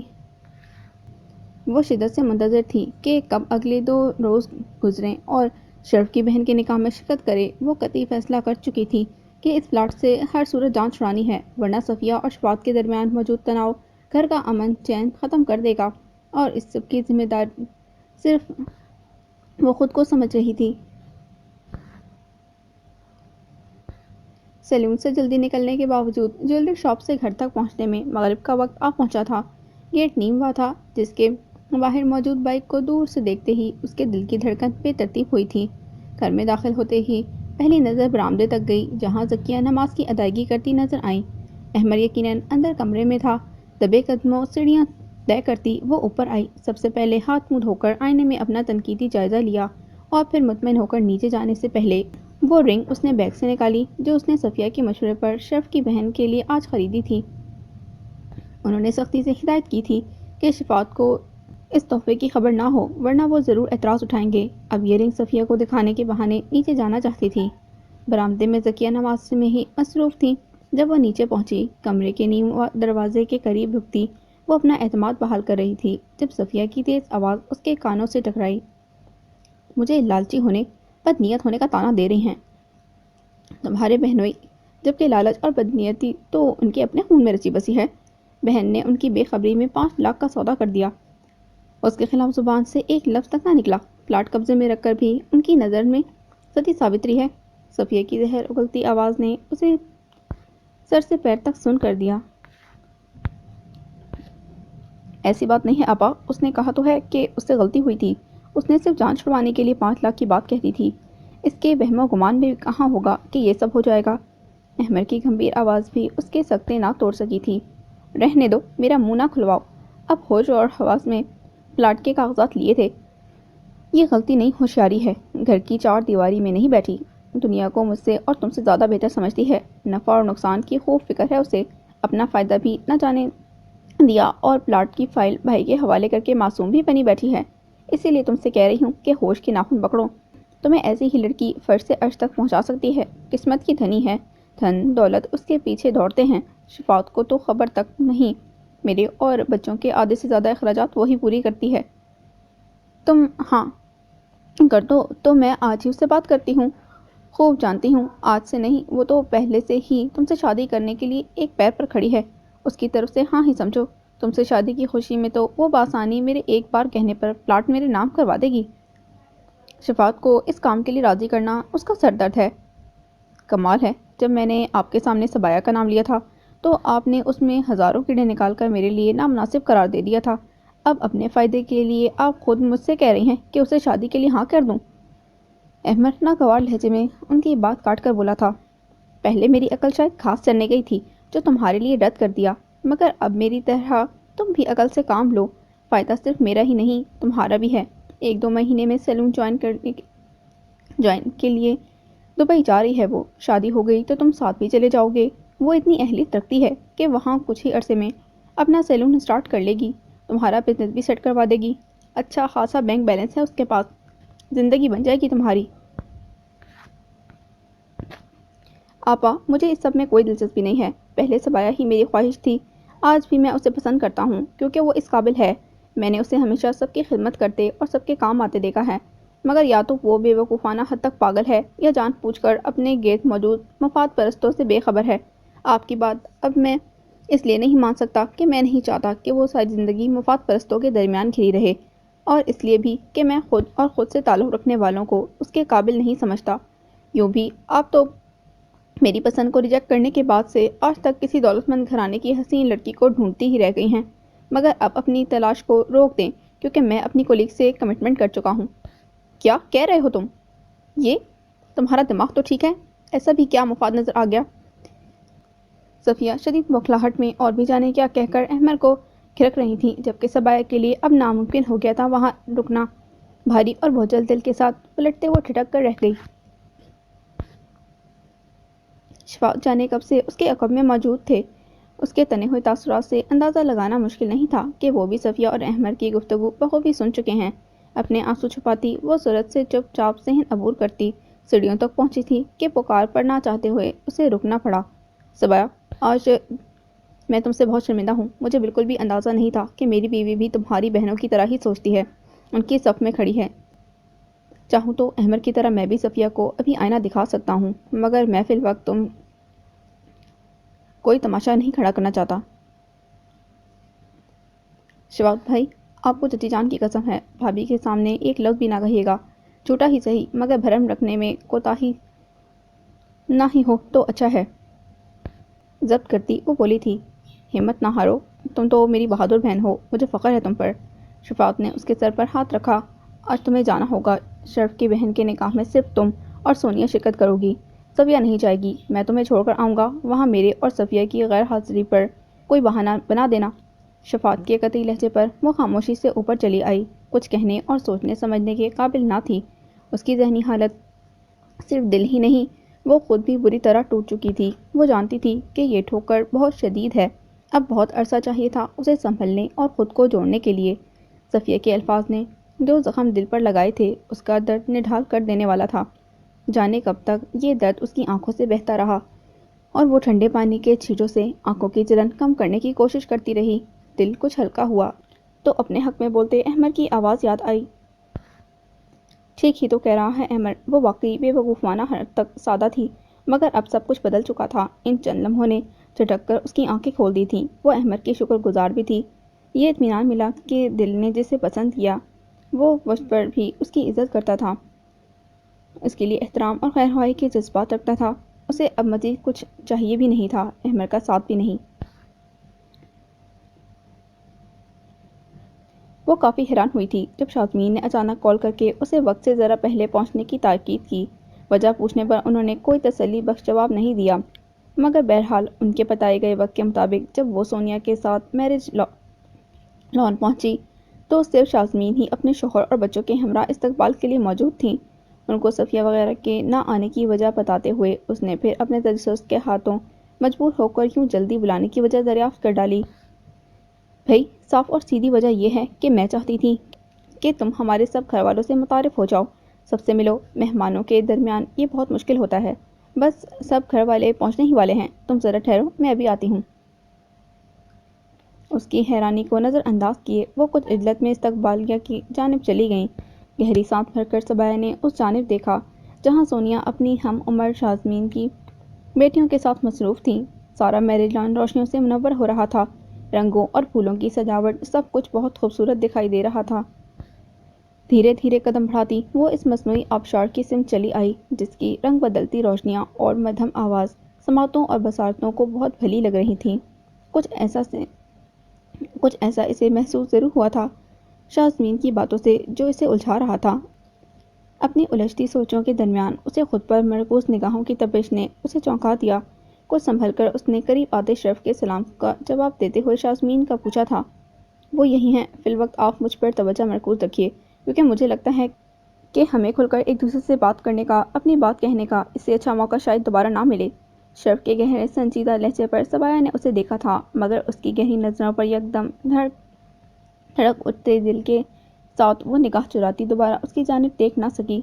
بہت شکریہ کہ آج آپ یہاں پر آئیں اور آپ نے ہمیں عزت بخشی۔ آپ نہیں جانتی کہ آپ کو یہاں دیکھ کر مجھے کتنی خوشی محسوس ہو رہی ہے۔ میں بہت شدت سے آپ کی آمد کا منتظر تھا۔ شرف کے کہنے پر وہ اسے دیکھ کر رہ گئی، کچھ بول ہی نہ سکی جبکہ اس کی کیفیت کو بھانپتے ہوئے شرف چاہنے کے باوجود اس کے چہرے سے نگاہ نہ ہٹا پا رہا تھا۔ ہلکے کاسنی رنگ کے خوبصورت لباس میں نشانوں پر سلیقے سے دوپٹہ پھیلائے بالوں نے اسے کافی مختلف روپ دے رکھا تھا۔ وہ کسی قیامت خیز حسن کی مالک تو نہ تھی مگر اس کی شخصیت، اس کا رنگ رو، اس کی مسکراہٹ پھولوں کلیوں جیسی پاکیزہ اور مقدس ضرور تھی۔ اس میں کوئی تو کشش ایسی تھی کہ اس وقت بھی شرف کو کسی اور جانب دیکھنے نہیں دے رہی تھی۔ وہ شاید بڑھتی خاموشی سے گھبرا کر دوبارہ آبشار کے رنگ بدلتے پانی کی طرف متوجہ ہو گئی تھی۔ اس کی پشت پر اد کھلے سیاہ بالوں کے ریشمی آبشار پر چند لمحوں کے لیے شرف کی نگاہ ٹھہری تھی اور پھر وہ ہلکا سا گلا کھنکار کر اس کے روبرو آ گیا تھا۔ اتنا مت سوچیے، آپ جو بات مجھے آج کہنا چاہتی تھیں کہہ دیجیے۔ شرف کے سنجیدہ لہجے پر اس نے بالآخر گہری سانس بھر کر اسے دیکھا۔ پتہ نہیں اس خوشی کے موقع پر مجھے یہ بات کرنی چاہیے بھی یا نہیں، لیکن امید ہے آپ میری مشکل کو سمجھیں گے۔ سر جھکائے دھیمے لہجے میں بولتے ہوئے صبایا نے اپنے ہینڈ بیگ سے فائل کا رول نکال کر اسے تھما دیا۔ اس دھن دولت نے مجھ سے بہت کچھ چھین لیا ہے، جو تھوڑا بہت بچا اس کا بھرم قائم رہے اس لیے چاہتی ہوں آپ یہ پلاٹ واپس لے لیجیے۔ اس کی وجہ سے جو دراریں پڑ چکی ہیں وہ اب کبھی ٹھیک نہیں ہو سکتی، نہ ان کو ٹھیک کرنا اب میرے بس میں ہے۔ لرزتے لہجے میں بولتی وہ اس کی جانب دیکھ نہیں رہی تھی مگر اس کی آنکھوں کی سرخی اور بڑھتی نمی شرف سے چھپی نہ رہ سکی تھی۔ مجھے افسوس اس بات کا ہے کہ میں آپ کو اذیت پہنچانے کی وجہ بنا ہوں۔ وہ شرمسار ہوتا یہی بول سکا تھا۔ نہیں، ایسی بات نہیں، یہ اذیت تو میرے ساتھ ہی رہی ہے۔ میں بس اب اس زمین دھن دولت کے چکروں سے نکلنا چاہتی ہوں۔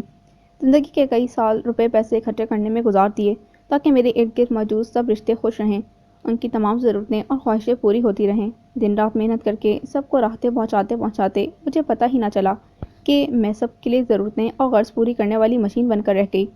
رشتوں کو مضبوط کرنے اور ان کو خود سے جوڑے رکھنے کی جدوجہد میں پتہ ہی نہ چلا کہ میں کب تنہا رہ گئی۔ شاید آئندہ بھی بس ضرورتیں اور غرض ہی رشتوں کو میرے قریب لا کر دور کرتی رہیں، مگر اب میں تھک چکی ہوں اس آنکھ مچولی سے۔ پھیکی سی مسکراہٹ کے ساتھ وہ ایک پل کے لیے خاموش ہوئی تھی۔ میں اس دھن دولت سے دور رہ کر صرف اپنے لیے جینا چاہتی ہوں، زندہ رہنے کے لیے اب اپنے لیے جدوجہد کرنا چاہتی ہوں، خالی ہاتھ رہ کر دیکھنا چاہتی ہوں کہ کیا کوئی ایسا ہے جو کسی بھی غرض کے بغیر میرے لیے مجھ سے مخلص ہو، کوئی ایسا رشتہ جو بغیر کسی گلے کے کسی بناوٹ اور حرص سے پاک ہو۔ میں سیکھ چکی ہوں کہ روپے پیسے کی چکا چوند کے بل بوتے پر پنپتے رشتے کبھی پائیدار نہیں ہوتے۔ مجھے حیرت نہیں ہے آپ سے یہ سب سن کر، جو اپنے سوا سب کی سوچتے ہیں، اپنی ضرورتوں اور خواہشوں کو دوسروں کی خوشیوں اور راحتوں کو ترجیح دیتے ہیں، وہ تنہا ہی رہ جاتے ہیں۔ مگر آپ تسلی رکھیں، آپ کے ساتھ کوئی ہو یا نہ ہو، اللہ آپ کے ساتھ ہے، یقیناً آپ کے لیے یہ کافی ہوگا۔ جی ٹھیک کہا آپ نے، وہ ہلکی سی مسکراہٹ کے ساتھ بولی تھی۔ چلیے یہ فائل واپس لے کر میں نے آپ کو کچھ تو پرسکون کر دیا۔ اب میں بہت مخلصی کے ساتھ آپ سے پوچھنا چاہتا ہوں کہ آپ کے خواب کیا ہیں؟ آگے آپ کیسی زندگی گزارنے کی خواہش رکھتی ہیں؟ انکار نہیں کرنا ہے، نہ ٹالنا ہے۔ میں نے آپ کی بات مان لی ہے، اس لیے اب آپ کو بھی چاہیے کہ مجھے بتائیں، آپ نے کبھی غلطی سے اپنے لیے سوچا بھی ہے؟ اس نے ہلکے پھلکے مسکراتے لہجے میں سبایا سے پوچھا۔ زیادہ کچھ نہیں، لیکن جب میں اپنی بہنوں کی شادی کی ذمہ داری سے فارغ ہو گئی تو سوچا کہ بس اب ایک پرسکون جگہ پر ایک چھوٹا سا خوبصورت سا گھر ہو جہاں میں گوشہ نشین ہو جاؤں، جہاں رہ کر میں موسم کے ہر رنگ کو دیکھ سکوں۔ بس اس کے بعد شاید ہی کبھی اس گھر کے بارے میں سوچا ہو۔ اس کی پھیکی مسکراہٹ اور وجہ چہرے کے تاثرات کو شرف نے بغور دیکھا تھا۔ میرا خیال ہے آپ کو دوبارہ اس گھر کے بارے میں سوچنا چاہیے، کیونکہ اس پلاٹ پر وہ گھر آپ کی پسند اور خواہش کے مطابق ہی تعمیر ہوگا۔ پلاٹ کی فائل اس کے سامنے کرتا وہ بولا، جبکہ سبایا اس کی مسکراتی نظروں کو دیکھتی الجھی تھی۔ اب آپ بولیں گی کہ وہ گھر آپ کا کیسے ہو سکتا ہے، کیونکہ پلاٹ تو میری امانت ہے، پراپرٹی ہے۔ تو کیا ہی اچھا ہو ہم آپ کا اور میرا سے ذرا آگے بڑھ کر ہمارا تک پہنچ جائیں۔ وہ گھر ہمارا بھی تو ہو سکتا ہے۔ شرف کے مزید کہنے پر اب بھی وہ الجھی ہوئی تھی۔ آپ کو یاد ہوگا میں نے آپ سے کہا تھا کہ آج آپ آئیں گی تو میں آپ سے ایک درخواست کروں گا۔ پتہ نہیں میں آپ کے معیار پر اور ترجیحات پر پورا اترتا بھی ہوں یا نہیں، مگر میں آپ کے لیے مکمل طور پر سنجیدہ ہو چکا ہوں۔ مجھے یقین ہے کہ رشتوں سے چوٹ کھانے کے باوجود آپ رشتوں کو بہت قدر و اہمیت دینے والی انسان ہیں۔ بھروسہ رکھیں، مجھ سے تعلق رکھنے والا ہر رشتہ آپ سے مخلص ہوگا، ہر غرض سے مبرا ہوگا۔ آپ کیا مجھ سے شادی کی بات کر رہے ہیں؟ وہ حد تک تھی، کیا اب بھی یہ سوال کرنے کی ضرورت ہے؟ شرف جواباً مسکراتا سوال کر گیا، لیکن یہ کیسے ممکن ہو سکتا ہے؟ آپ اچانک یہ سب، میرا مطلب ہے میں تو… وہ بری طرح گڑبڑا اٹھی، سمجھ ہی نہیں آیا کہ اسے کیا کہنا چاہیے۔ ممکن تو سب کچھ ہو سکتا ہے، میں جانتا ہوں آپ بہت پریکٹیکل ہیں، حقیقت کو تسلیم کیجیے۔ اور اچانک بس یہ ہوا کہ آپ کی وجہ سے میرے دل میں بھی ایک شہر زبان میں گھر بنانے کی خواہش جاگ اٹھی ہے، مگر یہ سب پہلے آپ کی ایک ہاں کا منتظر ہے، اور آپ کے پاس وقت بہت کم ہے۔ اس تقریب کے اختتام تک مجھے آپ کا فیصلہ سننا ہے، ورنہ مجھے اس معاملے میں بھی شفاعت بھائی سے مدد لینا پڑے گی۔ اس کے قطعی لہجے پر شدت سی نظروں سے دیکھتی وہ کچھ کہنے کے قابل ہی نہ رہی تھی، کیونکہ اسی لمحے شازمین معنی خیز مسکراہٹ چہرے پر سجائے اس کی سمت آ گئیں۔ شرف کے گھر والوں اور کچھ خاص قریبی رشتہ داروں سے ملتے ہوئے وہ غائب دماغی کسی کیفیت میں رہی۔ شازمین نے اپنی دلہن بنی چھوٹی بہن شہزینہ کی دوست کے طور پر اسے متعارف کروایا تھا۔ کافی دیر بعد سب سے الگ ہو کر وہ سونیا کو ساتھ لے کر ایک جگہ بیٹھی تو ماؤس دماغ نے کام کرنا شروع کیا۔ اپنے یہاں بلانے جانے کی وجہ اسے سمجھ آ چکی تھی۔ شرف کے بھائی بھابھی سب جس طرح گرم جوشی سے ملے تھے، اندازہ ہو رہا تھا کہ غائبانہ طور پر وہ سب کس حد تک اسے قبول کر چکے تھے۔ ہنستے مسکراتے چہروں کو دیکھتی اس کی نظریں شرف کی جانب ہی مرکوز ہوتی رہی تھیں، غیر ارادی طور پر۔ بلیک جینز اور رائل بلو شرٹ زیب تن کیے اپنے دراز قد کے ساتھ وہ دور سے ہی نمایاں ہوتا اسے بہت کچھ سوچنے پر مجبور کر رہا تھا۔ انہی سوچوں میں اس کی چور نگاہیں اس طرح پکڑی گئیں کہ وہ نظروں کا رخ بدلنا ہی بھول گئی۔ دوسری جانب شرف مسکراتے ہوئے دوبارہ اس کے ساتھ کھڑے شخص کی طرف متوجہ ہو گیا۔ اسی لمحے سبایا کو یہ احساس ہوا کہ زندگی دور کھڑے شرف کی مسکراہٹ کی طرح بہت دلکش اور خوش کن بھی ہو سکتی ہے، لیکن اگر وہ اس ملک کو چھوڑ جانے کے فیصلے پر قائم رہتی ہے تو زندگی کا چہرہ زیادہ تو نہیں بدلے گا۔ وہ پہلے سے زیادہ تنہا ہو جائے گی، کسی مشین کی طرح دن رات کام کرتے ہوئے۔ جس طرح یہاں اس کی زندگی گزر رہی ہے، دبئی میں بھی اسی طرح گزرے گی، شاید کئی گنا اذیت ناک بھی۔ مگر فی الحال نہ وہ کوئی فیصلہ کرنے کے قابل تھی، نہ ہی اب کسی پر بھروسہ کرنا آسان رہا تھا۔ کپڑے بدل کر ہاتھ منہ دھو کر وہ یہی سوچ رہی تھی کہ نیچے جانے کیا باتیں ہو رہی ہوں گی۔ اسے حیرت نہیں ہوئی تھی جب تقریب سے واپسی پر شازمین اپنے بڑے بھائی کی بیوی اور اپنے شوہر کے ساتھ اسے اور سونیا کو گھر تک ڈراپ کرنے آئیں۔ غیر معمولی صورتحال کا اسے احساس تھا، اس لیے چینج کرنے کا بہانہ کرتی خود اوپر اپنے پوشن میں چلی آئی۔ کوئی آدھے گھنٹے بعد شازمین اپنے شوہر اور بھابھی کے ہمراہ گھر سے رخصت ہوئیں تو کچھ توقف کے بعد وہ تجسس کے ہاتھوں مجبور ہو کر خود ہی نیچے آ گئی۔ صحن میں ہی تخت پر ذکیہ اور صفیہ بیٹھی تھیں، جبکہ شفاعت بھی قریب ہی کرسی پر براجمان تھے۔ ایسا کچھ ممکن نہیں ہے، وہ 2 ماہ میں سبایا کو رخصت کروانے کی بات کر رہے ہیں، جبکہ سبایا تو اگلے ہی ماہ دبئی جانے کی تیاری میں ہے۔ دبئی میں سیلون اسٹارٹ کر رہی ہیں اس کی رکشی آپا، اس نے ہی جا کر سب سنبھالنا ہے۔ صحن میں آتے ہوئے اس نے بھی صفیہ کا انکشاف سنا تھا۔ شفاعت اور ذکیہ کی حیران نظروں پر وہ فوری طور پر کچھ نہ بول سکی۔ اور آپ سب کو سبایا کی شادی کی فکر کرنے کی ضرورت نہیں۔ دبئی جانے سے پہلے میں اس کا نکاح احمد سے کرواؤں گی۔ جب اپنے موجود ہوں تو غیروں میں کیوں دیں اپنی سبایا کو؟ صفیہ کے استحقاق بھرے لہجے اور ان کے ارادے نے ذرا بھی سبایا کو متاثر نہ کیا تھا، بلکہ صفیہ کے اس بناوٹی انداز نے اسے سوچنے پر مجبور کر دیا کہ غرض سے قائم رشتے کس قدر ناقابل برداشت بوجھ بن کر رہ جاتے ہیں۔ بھابھی، آپ اپنے طور پر میرے لیے اور احمد کے لیے ایسے کیسے سوچ سکتی ہیں؟ ویسے بھی آپ اپنے بھائی کے لیے جن خوبیوں کی مالک لڑکی ڈھونڈ رہی ہیں، ان خوبیوں میں سے تو ایک بھی مجھ میں نہیں۔ احمد بہت اچھا انسان ہے، لیکن میں نے کبھی اس کے لیے ایسا نہیں سوچا جیسا آپ کرنے کی سوچ رہی ہیں۔ اس کے پر اعتماد اور قطعی لہجے پر صفیہ کے تاثرات قابل دید تھے۔ مجھے تو حیرت ہے صفیہ، تمہیں اب جا کر سبایا نظر آئی اپنے بھائی کے لیے؟ ذکیہ کے کچھ تنزیہ اور متعجب لہجے پر صفیہ کے چہرے کے تاثرات خفت زدہ ہوئے تھے۔ کہ دبئی کا کیا معاملہ ہے؟ کچھ مجھے بھی تو پتہ چلے۔ شفاعت حیرت سے پوچھ رہے تھے۔ ابھی بتایا تو ہے بھابھی نے۔ ہاں سن لیا میں نے، لیکن تم کس کی اجازت سے دبئی جانے کی تیاری میں بیٹھی ہو؟ شفاعت کے غصیلے انداز پر وہ نادم سی ہوئی تھی۔ دماغ خراب ہو گیا ہے کیا تمہارا؟ ایسی بھی کیا مار پڑی ہے کہ ہم تنہا لڑکی کو دنیا کے دوسرے کونے میں بھیج دیں؟ لاوارث نہیں ہو تم، ابھی تمہارے بڑے زندہ ہیں۔ اس رخشی کو کل ہی نوکری سے جواب دے دو۔ شازمین ابھی اپنے بھائی کے لیے تمہارے رشتے کی بات کر گئی ہے، کل وہ لوگ باقاعدہ رشتہ لے کر آ رہے ہیں۔ نصیب کھل گئے، اب کوئی رکھنا نہ ڈالے۔ 2 ماہ میں رخصت کروا کر لے جائیں گے، پھر چاہے شوہر کے ساتھ دبئی جاؤ یا امریکہ، کسی کو اعتراض نہ ہوگا۔ ذکیہ اسے ڈپٹتے ہوئے قطعی لہجے میں فیصلہ سنا گئی تھی۔ چچی جان، آپ اور شفاعت بھائی کی مرضی کے بغیر میں کوئی اہم فیصلہ خود سے اپنے لیے کر بھی نہیں سکتی۔ آپ دونوں میرے لیے مجھ سے زیادہ بہتر سوچیں گے، میرا اچھا ہی چاہیں گے، لیکن اس طرح اچانک شادی کے بارے میں ذہنی طور پر تیار ہونا میرے لیے مشکل ہے۔ میں اس طرح اچانک کسی پر اعتبار نہیں کر سکتی، مجھے سوچنے سمجھنے کے لیے وقت چاہیے ہوگا۔ وہ تذبذب سے بولی تھی۔ سبایا، تمہارے لیے کسی پر اندھا بھروسہ تو میں بھی نہیں کر سکتا۔ تم بے فکر رہو، شرف کے گھر والوں کو کتنی ہی جلدی کیوں نہ ہو، لیکن ہم کوئی فیصلہ جلد بازی میں نہیں کریں گے۔ تم اچھی طرح سوچ سمجھ لو، مجھے بھی ہر طرح کی تسلی کے لیے وقت چاہیے ہوگا۔ آخری فیصلہ تمہارا ہوگا۔ ہمارے خاندان میں ہمارے بڑوں نے بھی کبھی بہن بیٹیوں کی مرضی کے خلاف ان کی زندگی کے فیصلے نہیں کیے۔ شفاعت بولے تھے، جبکہ سبایا نے بس ایک نگاہ صفیہ پر ڈالی جو سپاٹ چہرے کے ساتھ اٹھ کر وہاں سے جا رہی تھی۔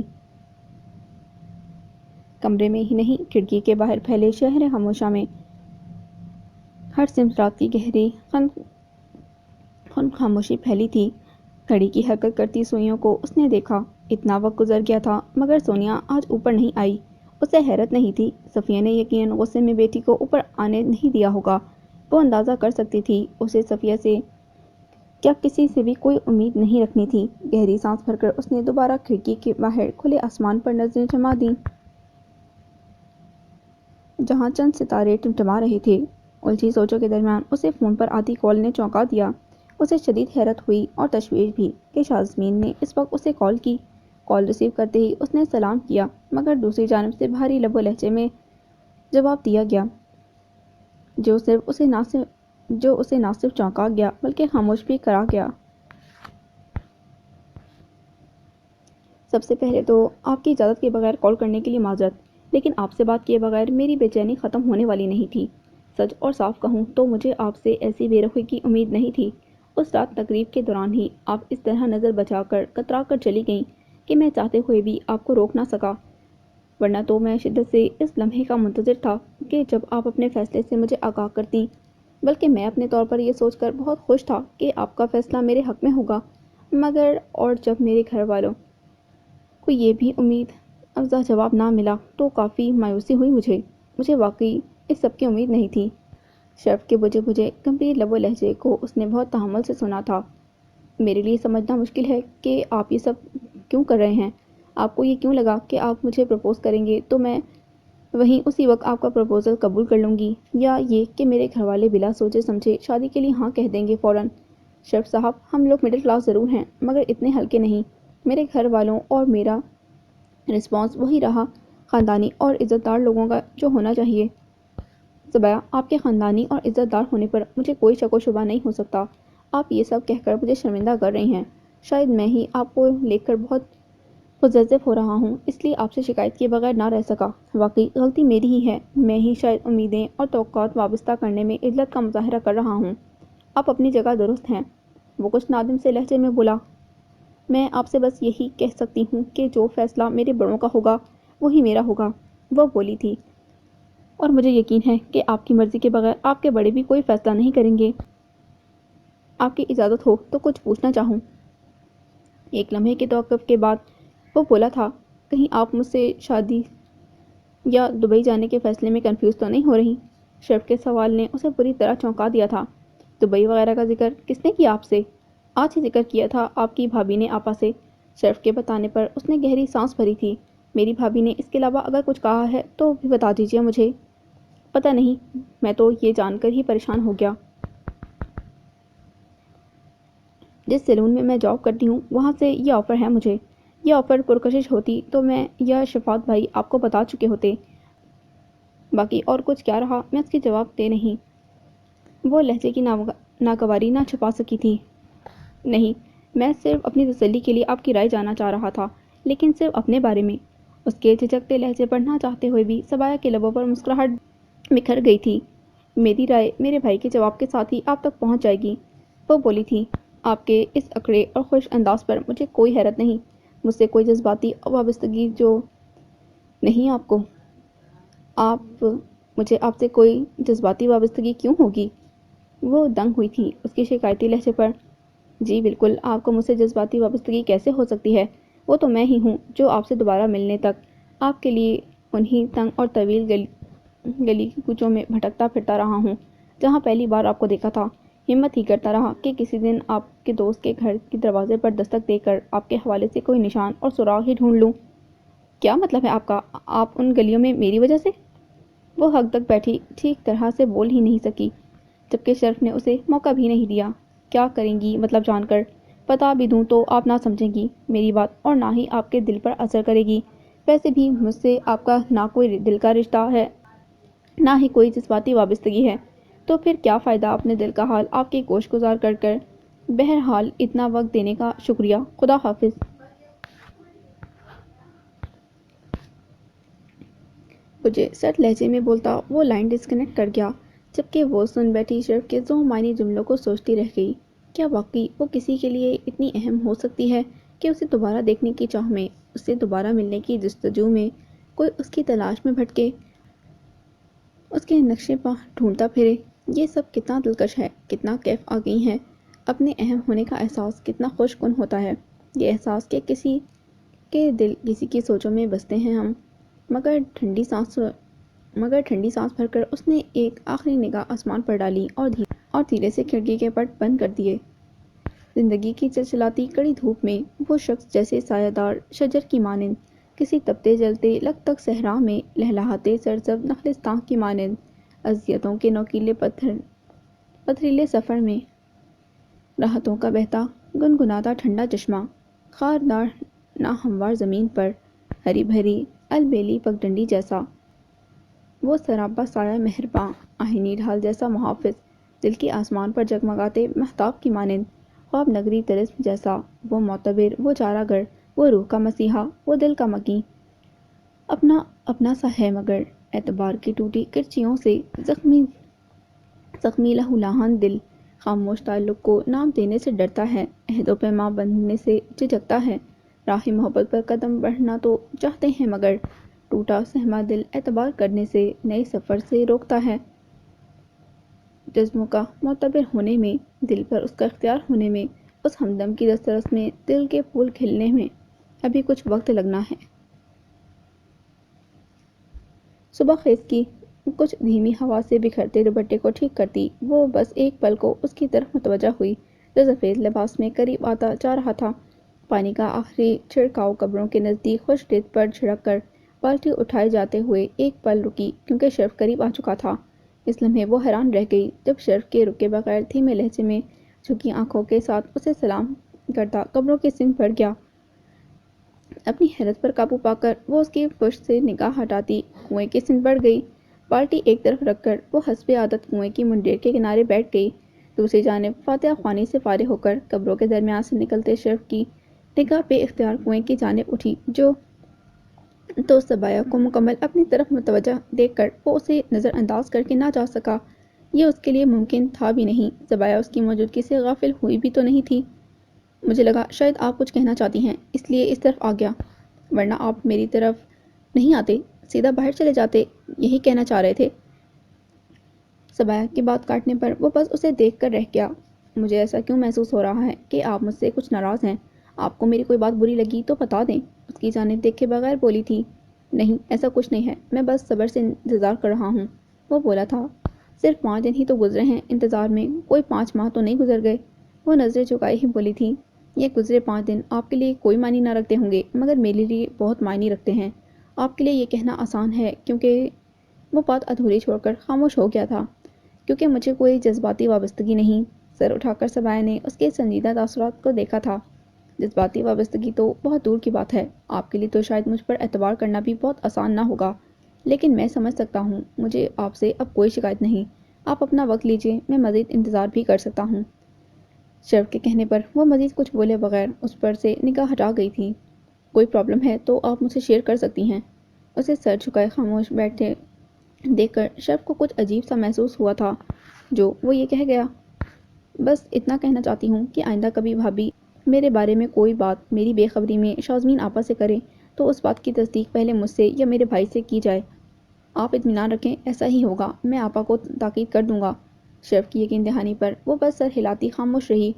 تبھی شرف کو منڈیٹ کے کنارے ٹکے زبایہ کے ہاتھ کے قریب کوئی سیاہ چیز کلبلاتی نظر آئی۔ اگلے ہی پل وہ کچھ بھی لمحہ ضائع کیے بغیر زبایہ کو شانوں سے تھام کر ایک جھٹکے سے اٹھاتا کنویں سے دور کر گیا۔ اچانک اس افتاد پر زبایہ کا خوف سے چیخ اٹھنا فطری تھا۔ لڑکھڑاتے قدموں کو سنبھالتے ہوئے اس کی چیخ ایک لمحے حلق میں گھٹ گئی جب اس نے شرف کو بجلی کی سی تیزی سے پتھر اٹھا کر اس سیاہ چیز کا نشانہ لیتے دیکھا۔ رک جائیں! زبایہ کے چیخنے پر شرف کا نشانہ خطا ہو گیا، جبکہ وہ سیاہ بچھو کنویں میں پڑے سوکھے خشک پتوں اور مٹی کے ڈھیروں میں کہیں غائب ہو گیا۔ یہاں ایسی چیز کا ہونا حیرت انگیز نہیں، لیکن آپ کو اب احتیاط کرنی ہے، غلطی سے بھی اس کنویں کے قریب نہ آئیے گا۔ شرف کی تاکید پر وہ سن کھڑی فق چہرے کے ساتھ بس اسے دیکھتی رہ گئی۔ I'm sorry، میرے پاس اور کوئی راستہ نہیں تھا سوائے آپ کو یہاں سے دور ہٹانے کے۔ جب تک آپ کو خبردار کرتا تب تک آپ کو کوئی نقصان بھی پہنچ سکتا تھا۔ آپ ٹھیک ہیں؟ اس کے سفید پڑتے چہرے کو دیکھتے ہوئے شرف کو تشویش ہوئی تھی۔ جواباً وہ کچھ بھی بولے بغیر پلٹ کر آہنی سیڑھیوں کی جانب بڑھ گئی۔ اس کی غائب دماغی کسی کیفیت پر شرف حیران نظروں سے بس اسے دیکھتا رہا۔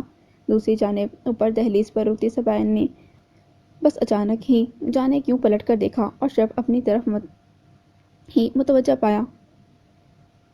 اگلے لمحے دروازے کے دوسری جانب غائب ہوتے ہوئے اس نے پہلی بار دروازہ بند نہیں کیا تھا۔ ساکت کھڑے شرف کی ساری الجھن لمحوں میں غائب ہو گئی تھی۔ نیم واد دروازے کو دیکھتے ہوئے اسے کوئی بوجھ دل اور دماغ سے سرکتا محسوس ہوا۔ نیم واد دروازے سے نگاہ ہٹا کر قبرستان سے باہر جاتے راستے پر قدم بڑھاتے ہوئے وہ بہت مطمئن تھا۔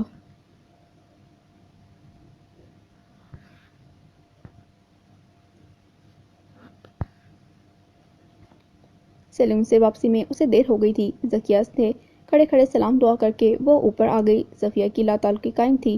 اس سرد مہری کو وہ خود بھی ختم کرنے میں دلچسپی نہیں رکھتی تھی۔ ذکیہ بھی بہو کی رویے کو دیکھ رہی تھیں، مگر بس مصلحت کے تحت خاموش تھیں۔ وہ بھی صرف شفاعت کی وجہ سے کچھ وقت کے لیے نیچے آ جاتی، ورنہ اس کا زیادہ وقت اوپر اپنے پوشن میں ہی گزرتا تھا۔ مغرب کی نماز کے بعد اس نے اپنے لیے چائے بنائی۔ چائے پی کر وہ کچھ آرام کی غرض سے لیٹی تو تھکن کی وجہ سے نیند غالب آ گئی۔ سونیا کے پکاروں پر ہی اس کی نیند ٹوٹی۔ سونیا کی اطلاع کے مطابق شفاعت اسے نیچے بلا رہے تھے۔ ہاتھ منہ دھو کر خود کو فریش کرتی وہ سونیا کے ساتھ ہی نیچے چلی آئی۔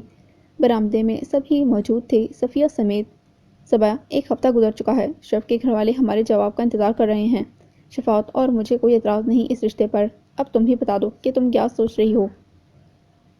ذکیہ بولی، چچی جان، میں تب تک اس شادی کے لیے راضی نہیں ہونے والی جب تک شفاعت بھائی میری بات نہیں مانیں گے۔ اس کے قطعی لہجے سے زیادہ اس کی بات نے ذکیہ کے ساتھ ساتھ لا تعلق بیٹھی صفیہ کو بھی چونکا دیا تھا۔ زبایہ، تم بیکار ضد لگا کر بیٹھی۔ بہن بیٹیوں کو دیا جاتا ہے، ان سے لیا نہیں جاتا۔ میں خاموش رہتا ہوں، بولتا نہیں تو اس کا مطلب یہ نہیں کہ میں جانتا نہیں کہ تم کتنا کچھ اس گھر کے لیے کرتی ہو۔ شفاعت بولے تھے، ان سب باتوں کو رہنے دیں شفاعت بھائی، کیا مجھے اتنا حق بھی نہیں کہ میں اپنے گھر کے لیے کچھ اچھا کر سکوں؟ وہ بولی تھی، کیوں حق نہیں ہے؟ میرے بچوں سے زیادہ تمہارا حق ہے اس گھر پر۔ تو پھر آپ کو ماننی ہوگی میری بات۔ وہ بات کاٹتی بضد تھی۔ بات کیا ہے، کچھ پتہ تو چلے۔ ذکیہ نے حیران سوالیہ نظروں سے بیٹے کے ساتھ ساتھ سبایہ کو بھی دیکھا تھا۔ امی، بہت عرصہ گزرا، ایک بار تایا ابو نے مجھ سے کہا کہ سبایہ کے پاس کچھ رقم جمع رکھی ہے، اس کی محنت کے روپے تھے جن کو وہ محفوظ رکھنا چاہتے تھے۔ میں نے ان کو مشورہ دیا کہ سبایہ کے نام ایک پلاٹ خرید کر ڈال دیں، اس کے ہی کام آئے گا۔ تایا ابو کو میرا یہ مشورہ پسند آیا۔ اس کام کی ذمہ داری انہوں نے مجھے دے دی تھی اور مجھے تاکید کر دی کہ اس بات کی بھنک کسی کو نہ لگے، کیونکہ وہ نہیں چاہتے تھے کہ ان کی باقی بیٹیوں کو یہ شک و شبہ ہو کہ انہوں نے سبایہ کو اہمیت دے کر خود اس کے لیے پلاٹ خریدا ہے۔ اب یہ ضد کر رہی ہے کہ میں اس پلاٹ پر صفیہ کے نام سے گھر تعمیر کروانا شروع کر دوں اور جلد از جلد وہاں منتقل ہو جاؤں۔ اب آپ ہی بتائیں کہ جب یہ گھر موجود ہے تو میں اس کی محنت سے خریدی زمین پر اپنے لیے ایک اور گھر کیوں بناؤں؟ شفاعت ماں کو تفصیل بتا رہے تھے، جبکہ صفیہ شدید بے یقینی سے سبایہ کو دیکھتی رہ گئیں۔ شفاعت بھائی، میں آپ سے کہہ چکی ہوں، اگر آپ چاہتے ہیں کہ میرا گھر بس جائے تو بس آپ بھی نئے گھر میں جانے کے لیے راضی ہو جائیں۔ اللہ کا شکر ہے کہ آپ اپنی چھت رکھتے ہیں۔ انسان کو بہتر سے بہتر کی کوشش کرتے رہنا چاہیے۔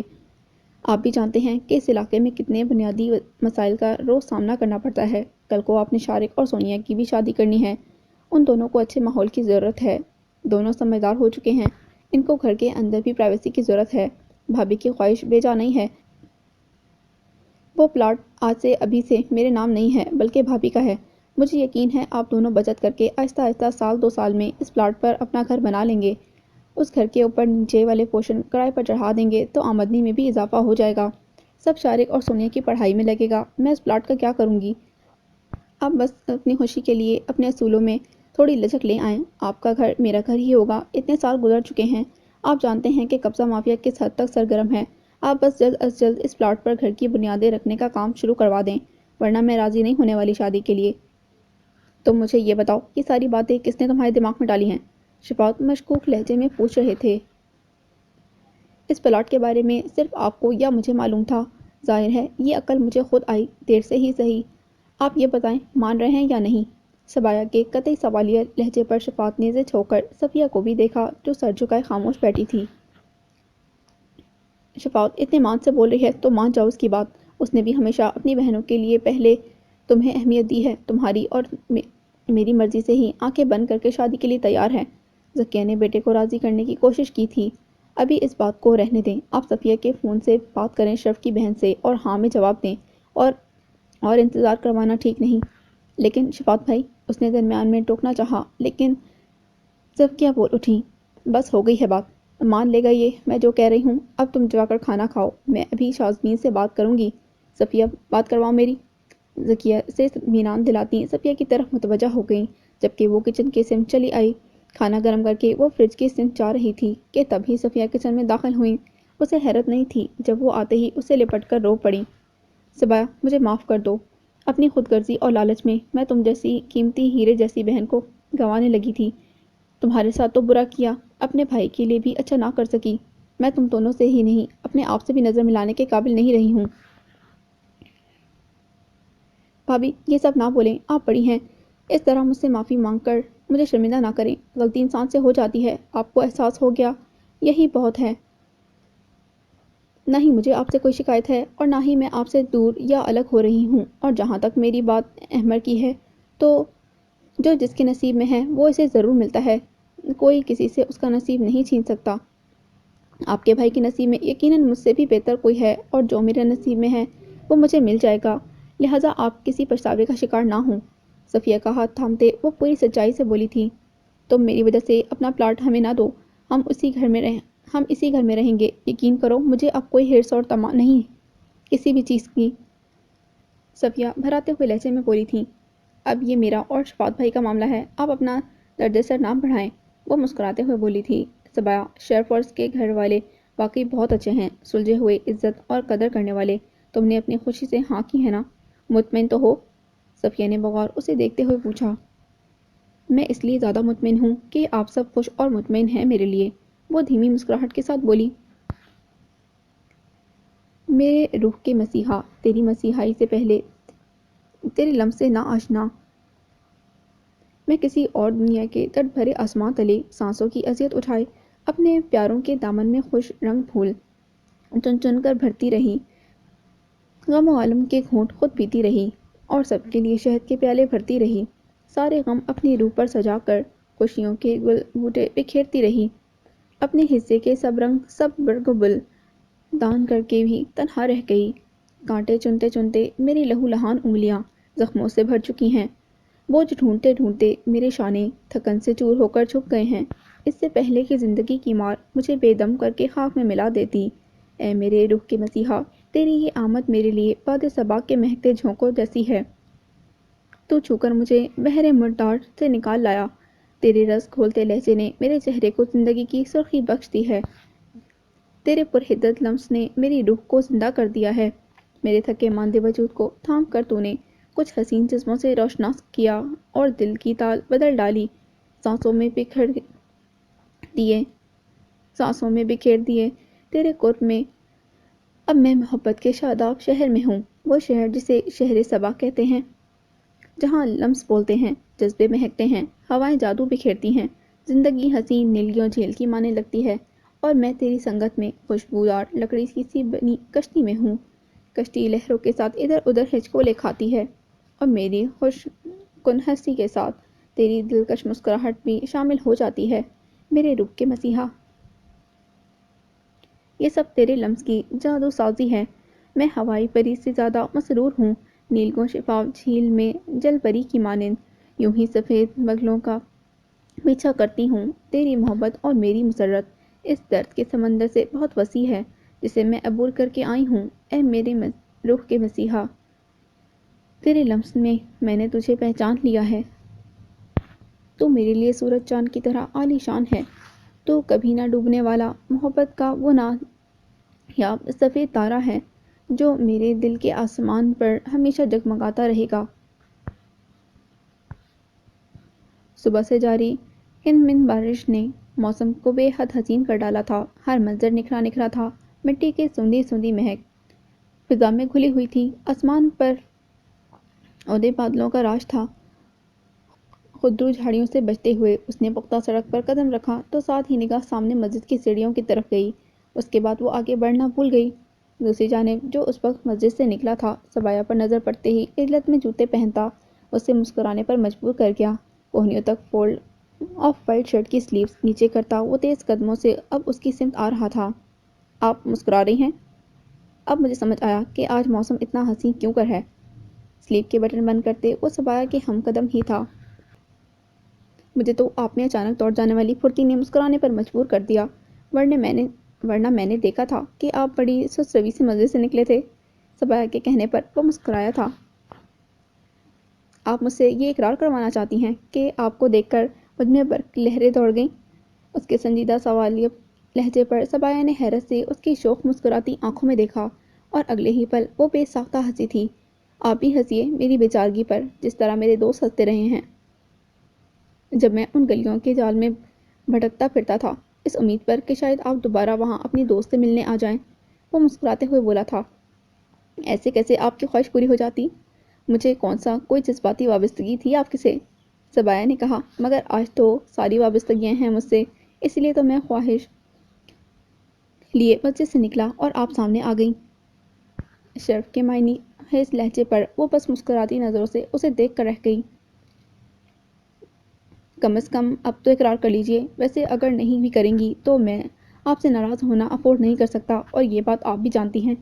اس کے مسکراتے لہجے پر سبایا نے اسے دیکھا تھا۔ ایک بات کہوں؟ میرے لیے تو یہ اب بھی حیرت انگیز ہے کہ جس شخص کو میں نے پہلی بار ہتھیار استعمال کرتے دیکھا، ایک مجرم پر دھاڑتے اسے مارتے دیکھا، وہ شخص اتنے نازک احساسات بھی دل میں رکھ سکتا ہے۔ سبایا نے دل کی بات کہہ ڈالی۔ آپ کی حیرت اپنی جگہ ٹھیک ہی ہے۔ مجھے اندازہ ہے کہ میرا پہلا امپریشن ہی کتنا خطرناک رہا، مگر یہ مت بھولیے کہ وہ سب میرے کام کا حصہ ہے۔ رعایت تو آپ نے بھی نہیں کی تھی، وہ یاد دلا رہا تھا۔ رعایت کی امید آگے بھی نہ رکھیے گا، وہ مسکراہٹ چھپاتی ہوئی بولی۔ یعنی شفاعت بھائی آگے بھی بہت کام آنے والے ہیں؟ مجھے اندازہ ہو چکا ہے، آپ ان کے ذریعے ہی قابو میں آ سکتی ہیں۔ جی نہیں، ایسا کچھ نہیں ہے، غلط فہمی ہے آپ کی۔ سبایا کے فوراً ہی بولنے پر وہ دھیرے سے ہنسا تھا۔ اس دن ہوا کیا تھا آپ کو؟ اتنی خاموشی سے آپ چلی گئیں، مجھ سے خوفزدہ ہو گئی تھیں یا بچھو سے؟ شرف نے مسکراتی نظروں سے اسے دیکھا جو ہوا کے ساتھ آتی نرم فواروں سے چہرے کو بچانے کی کوشش کر رہی تھی۔ سچ کہوں تو مجھے لگا میں نے آپ کا اعتبار جیت لیا ہے، اب آپ مجھے شہر صبا میں داخل ہونے سے روک نہیں سکیں گے۔ شرف کے مسکراتے لہجے پر صبایا نے اسے دیکھا تھا۔ اور یہ شہر صبا کہاں ہے؟ آپ کے دل میں اور کہاں؟ برجستہ جواب آیا، لیکن ہمارا گھر جہاں ہوگا اسے شہر صبا بنانا ہم دونوں کی ذمہ داری ہے۔ میری طرف سے کوئی کوتاہی نہیں ہوگی، لیکن آپ کو بھی محبت کا اقرار کرتے رہنا ہوگا، اور یہ صرف زبانی کلامی نہیں ہوگا۔ اس کی بے باک شوخ لہجے پر صبایا سرخ ہوتے چہرے کے ساتھ اس کی جانب دیکھ بھی نہ سکی۔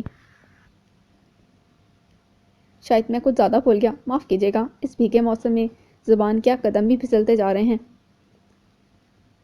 میرا قصور نہیں، کیا خیال ہے آپ کا؟ کوئی منتر پڑھنا ہوتا ہے یا آپ خود بھی خاموش ہو سکتے ہیں؟ صبایا کی بات پر وہ بمشکل ہنسی روک سکا۔ میں نے سوچا آخری بار سیلون جا کر سب سے مل آؤں، وہاں چھوٹی سی ایک گیٹ ٹوگیدر رکھی ہے میری ساتھی لڑکیوں نے، وہ بتا رہی تھی۔ اچھی بات ہے، واپسی کب تک ہوگی آپ کی؟ میں پک کر لوں وہاں سے؟ شرف نے کہا، بس 2 گھنٹے وہاں رکوں گی، 4 بجے واپسی، لیکن پہلے پہنچ تو جاؤں، یہ بارش تو تیز ہی ہونے لگی ہے۔ اس درخت کے نیچے رکیں، پھر کوئی حل نکالتے ہیں۔ شرف کے کہنے پر وہ اس کے ساتھ ہی سڑک کنارے گھنے درخت کے سائے تلے آ کھڑی ہوئی۔ صبایا، مجھے کچھ پوچھنا تھا آپ سے۔ شرف کے سنجیدہ لہجے پر وہ مکمل اس کی طرف متوجہ ہو گئی۔ مجھے اندازہ ہے کہ آپ کو اپنی جاب کے سلسلے میں دبئی جانے کی اجازت قطعی نہیں مل سکتی تھی، لیکن فرض کریں اگر آپ کا جانا ممکن ہو جاتا تو کیا آپ مجھے رد کر کے واقعی چلی جاتی؟ شرف کے سوال پر وہ بغور اسے دیکھتی فوری طور پر کچھ بول نہ سکی۔ میں جانتا ہوں صبایا، آپ نے ذمہ داریوں سے بھرپور ایک مشقت بھری زندگی گزاری ہے، میں نہیں چاہتا کہ آپ کے دل پر کوئی بوجھ یا خلش باقی رہ جائے۔ نہ میرے دل پر کوئی بوجھ ہے، نہ کوئی خلش۔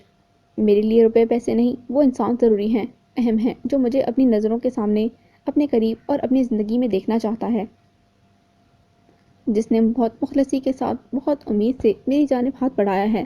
مجھے محبت بھرے دل کو رد کر کے کوئی دنیا کے آخری حصے میں بھی جا کر پرسکون نہیں رہ سکتا، پھر میں کیسے یہ غلطی کر کے خود پر ظلم کر سکتی ہوں؟ وہ سنجیدہ سی مسکراہٹ لیے بولتی اسے مسمرائز کر گئی۔ آپ جس قدر اچھی ہیں، اس سے کئی گنا زیادہ خوبصورت آپ کا دل ہے۔ مجھے بہت مان ہے آپ پر، اور خود پر فخر بھی کہ میں نے آپ کو پہچان لیا، کیونکہ اتنے اچھے انسان کو پہچاننے کے لیے نظر بھی تو خاص رکھنی چاہیے۔ گہری نظروں میں اس کی آنکھوں میں دیکھتا وہ مسکرایا تھا۔ بارش کم ہو رہی ہے، تھوڑا آگے میری گاڑی پارک ہے۔ پہلے کیوں نہیں بتایا؟ فوراً چلیے۔ صبایا کی عزت پر وہ مسکرا کر سر ہلاتا اس کے ساتھ گھنے درخت کے سائے سے نکلا تھا۔ بارش کی نم فوار میں اپنے ہم قدم یہ دراز قامت شخص بھی اس کے لیے قابل فخر تھا، تمام ریاضتوں کا انعام تھا، اس کی قبول ہونے والی نیکیوں ہی کا اجر تھا جو اسے ڈھونڈتا آخر اس تک آ پہنچا تھا۔ وہ ایک بار پھر اس سچ پر یقین لے آئی تھی کہ بے شک اللہ وہاں سے نوازتا ہے جہاں بندوں کو گمان بھی نہیں ہوتا۔ ختم شد۔ امید کرتی ہوں آپ کو یہ ناول بہت پسند آیا ہوگا۔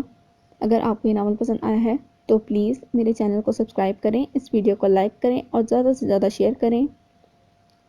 اگر آپ کی کوئی بھی ناول کی ریکویسٹ ہے تو پلیز اسے کمنٹ سیکشن میں ضرور لکھ کر بتائیں۔ ملتے ہیں ایک نیو ناول کے ساتھ۔ اللہ حافظ۔